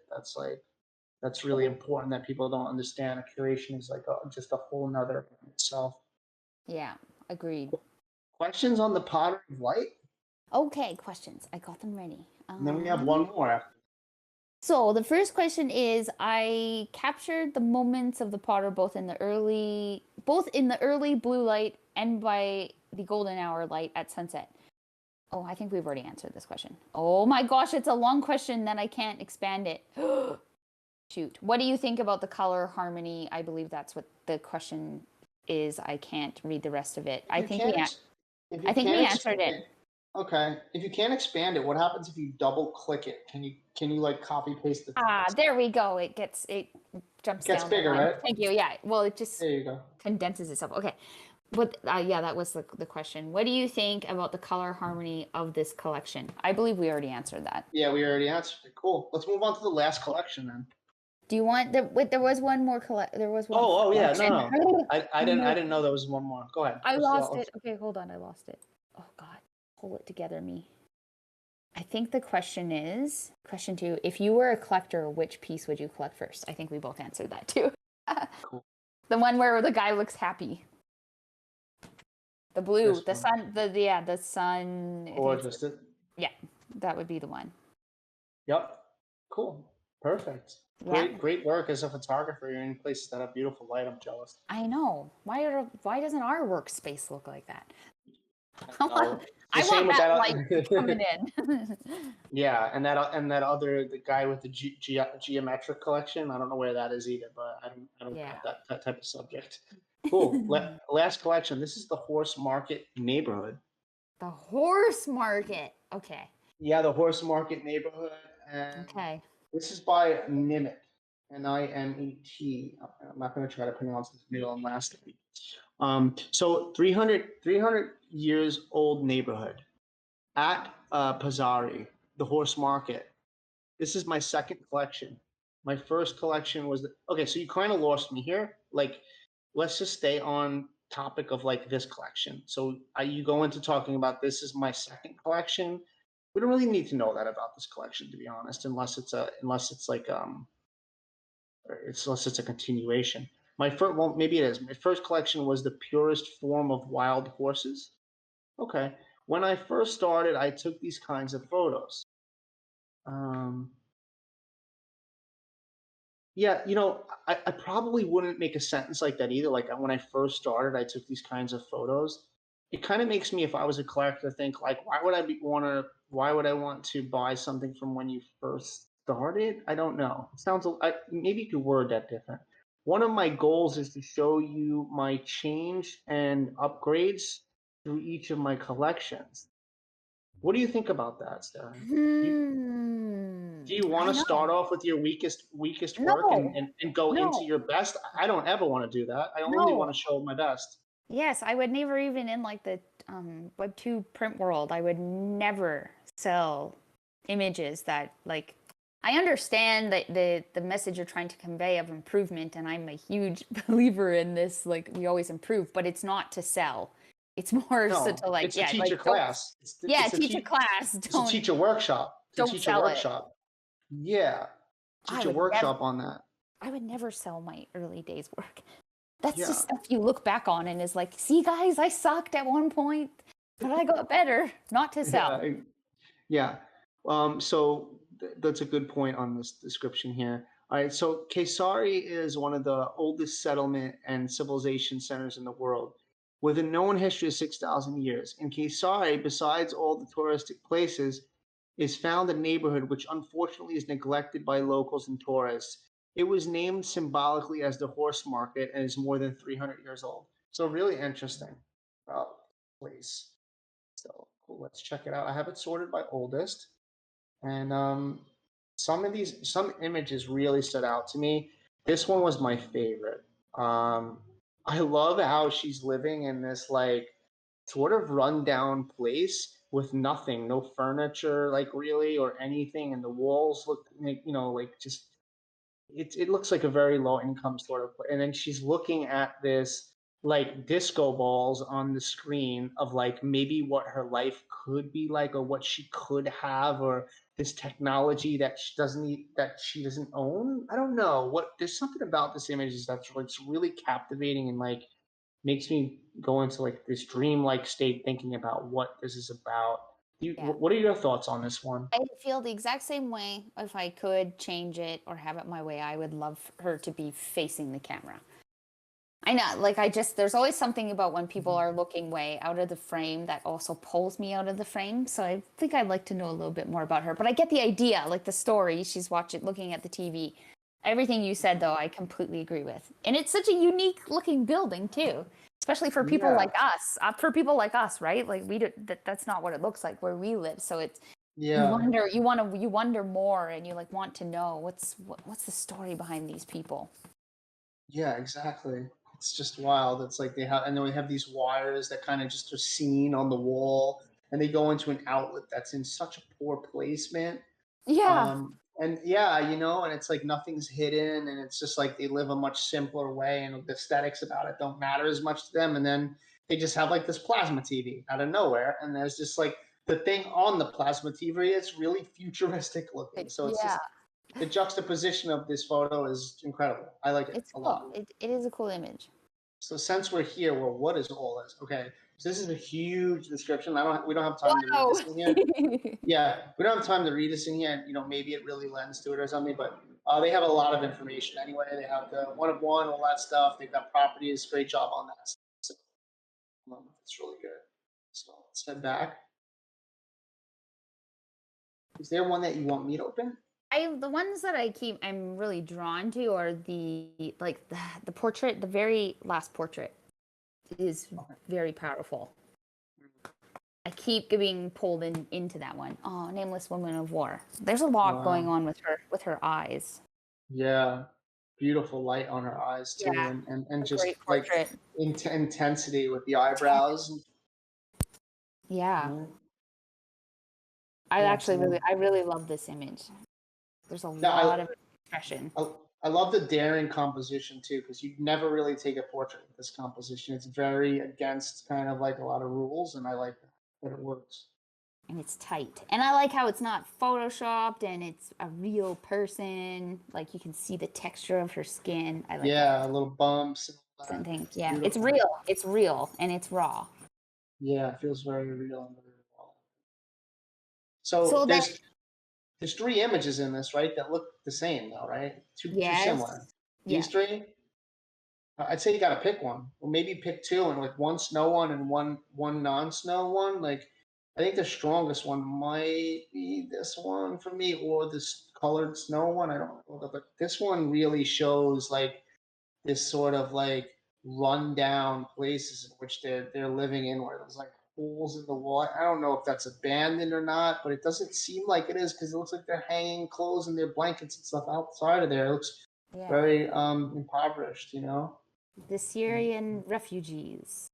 I love the light blue in the sky with the yellow. It's a pretty image. So let's look at it compared to the others that are just too similar. Yeah, I agree with that. It's too many of them. So I mean, this is a beautiful too. Maybe this is it tells sort of the same story, just in I agree about eliminating a couple of, maybe 1 or 2 of those ones. Yeah, and then there's this one. It's another winter shot, and this is kind of powerful too, because it's two women walking together.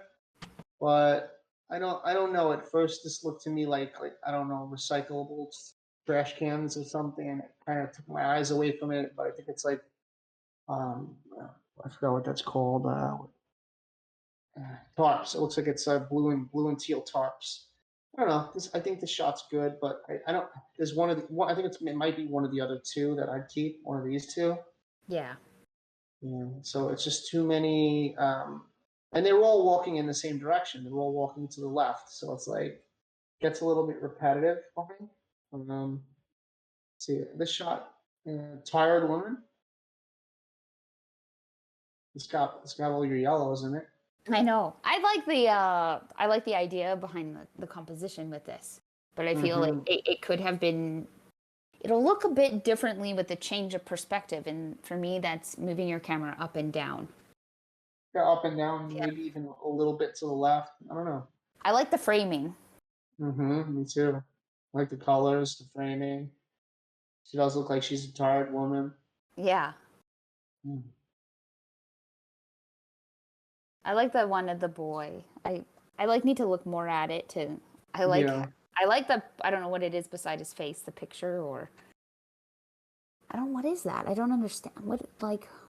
I think that's just like a picture on something, but I think what I get out of this is like this juxtaposition between like this woman who has all these jewels and maybe a better life, and like him and his mother who like don't have life.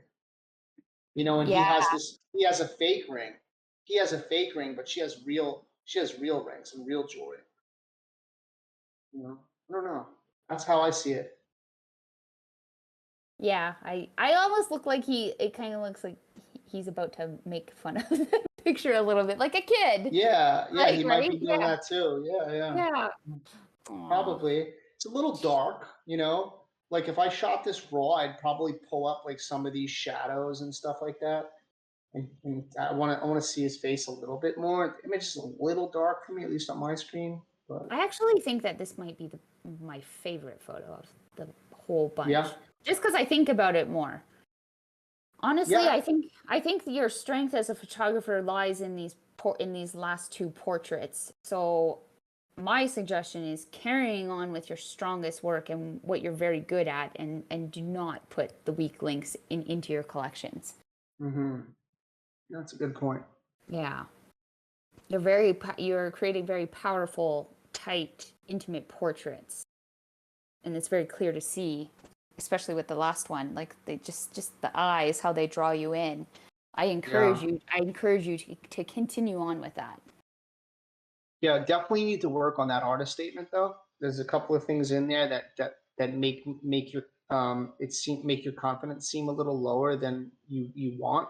Like by saying like took these when I first started, or like trying to making excuses to why the last collection wasn't as good as this one or something. Like no one needs to know any of that stuff. Like I just want to know about like this area and these people, and like what draws you into like wanting to photograph them, and just more about that than, you have some of that in here about like how it's 300 years old and all this stuff too. But yeah, I would like to hear more about like what brought your interest to it, and you can even add some stuff in here about like who you are and etc. But yeah, Yeah. The descriptions and stuff. Yeah, all that stuff is in here. Licensing, is licensing. Um, yeah, the licensing, all that stuff's here. So yeah, I mean, and the pricing is the same across the board. So Yes, and I like that. yeah, but yeah, Okay. that's all I have on that one. I have the questions. I got the questions up. Cool. The first one is my collection unique enough? I actually do think so. Yes, there is uniqueness. Yeah, I do to your too. work. Okay, the next question is, are the photos compatible with each other? My answer was not all of them, but we already covered all that, and I think you had the same answer to that. Yeah. I think in terms of like it being cohesive. Oh, and that's the only last question. I'm not gonna lie, I thought there was gonna be horses in these images. I did, but now I get it now. Honestly. Now I want to look at her original series that's about like wild horses. Well, like the horse market. I thought we were Ooh. going in. Oh gosh, why do you? Do I want to come back onto the screen? I just wanted to look. Whoa! Look at these. Is this her first collection? That's sick. Yeah, that's so good. Gosh, can you imagine being like stuck in the middle of that though? Oh, this must be the first collection. It says 4 owners. Okay. There's only there's 2 left. Cool. I like horse photos. Yeah, I'd love to photograph horses in that so sort beautiful. of yeah, I think Daniel Corden does a wonderful job with his horse images. I'm sure those the very famous ones. They're like across the board famous ones with the white horses. Cool. That was a good. That was a good collection, though. Great job. It is great job, and that's it. We did all 13 collections. It only took us 3 hours and 15 minutes. But it was really fun. Yes. And hopefully brought some. Go ahead. I did not look at the chat at all. Yeah, I'll look at it after. But we had a fun session. Hopefully, it was fun for other people during these kind of bearish times where people are kind of upset and uncertain and scared and stuff. And just leave on that note. What's that? So just come in here and hang out with us, guys. Don't worry. Yeah, exactly. Better. But we're not going anywhere. MetaJungle's not going anywhere. This is just a hiccup in the market, and artists are going to still be here. Collectors are still going to collect once the gas prices go back down. So continue to work on your work and become better at your work during this time. Yeah. Try to become better at curating spaces. All that. Go ahead, Sarah. I'm sorry. Yeah, learning and creating relationships with people. This is a really good time to connect because we can lean on each other. Exactly. And cry about how we're banned from Twitter. Oh my gosh. Whatever. It's okay. I'll go now. Go out create. Thanks, MetaJungle, for letting us have the space and being able to teach and have all these people come together to get their collections reviewed. Cool. Thanks, guys. And I'm out. See you guys. Thank you. Bye, guys. Bye, everyone. Bye.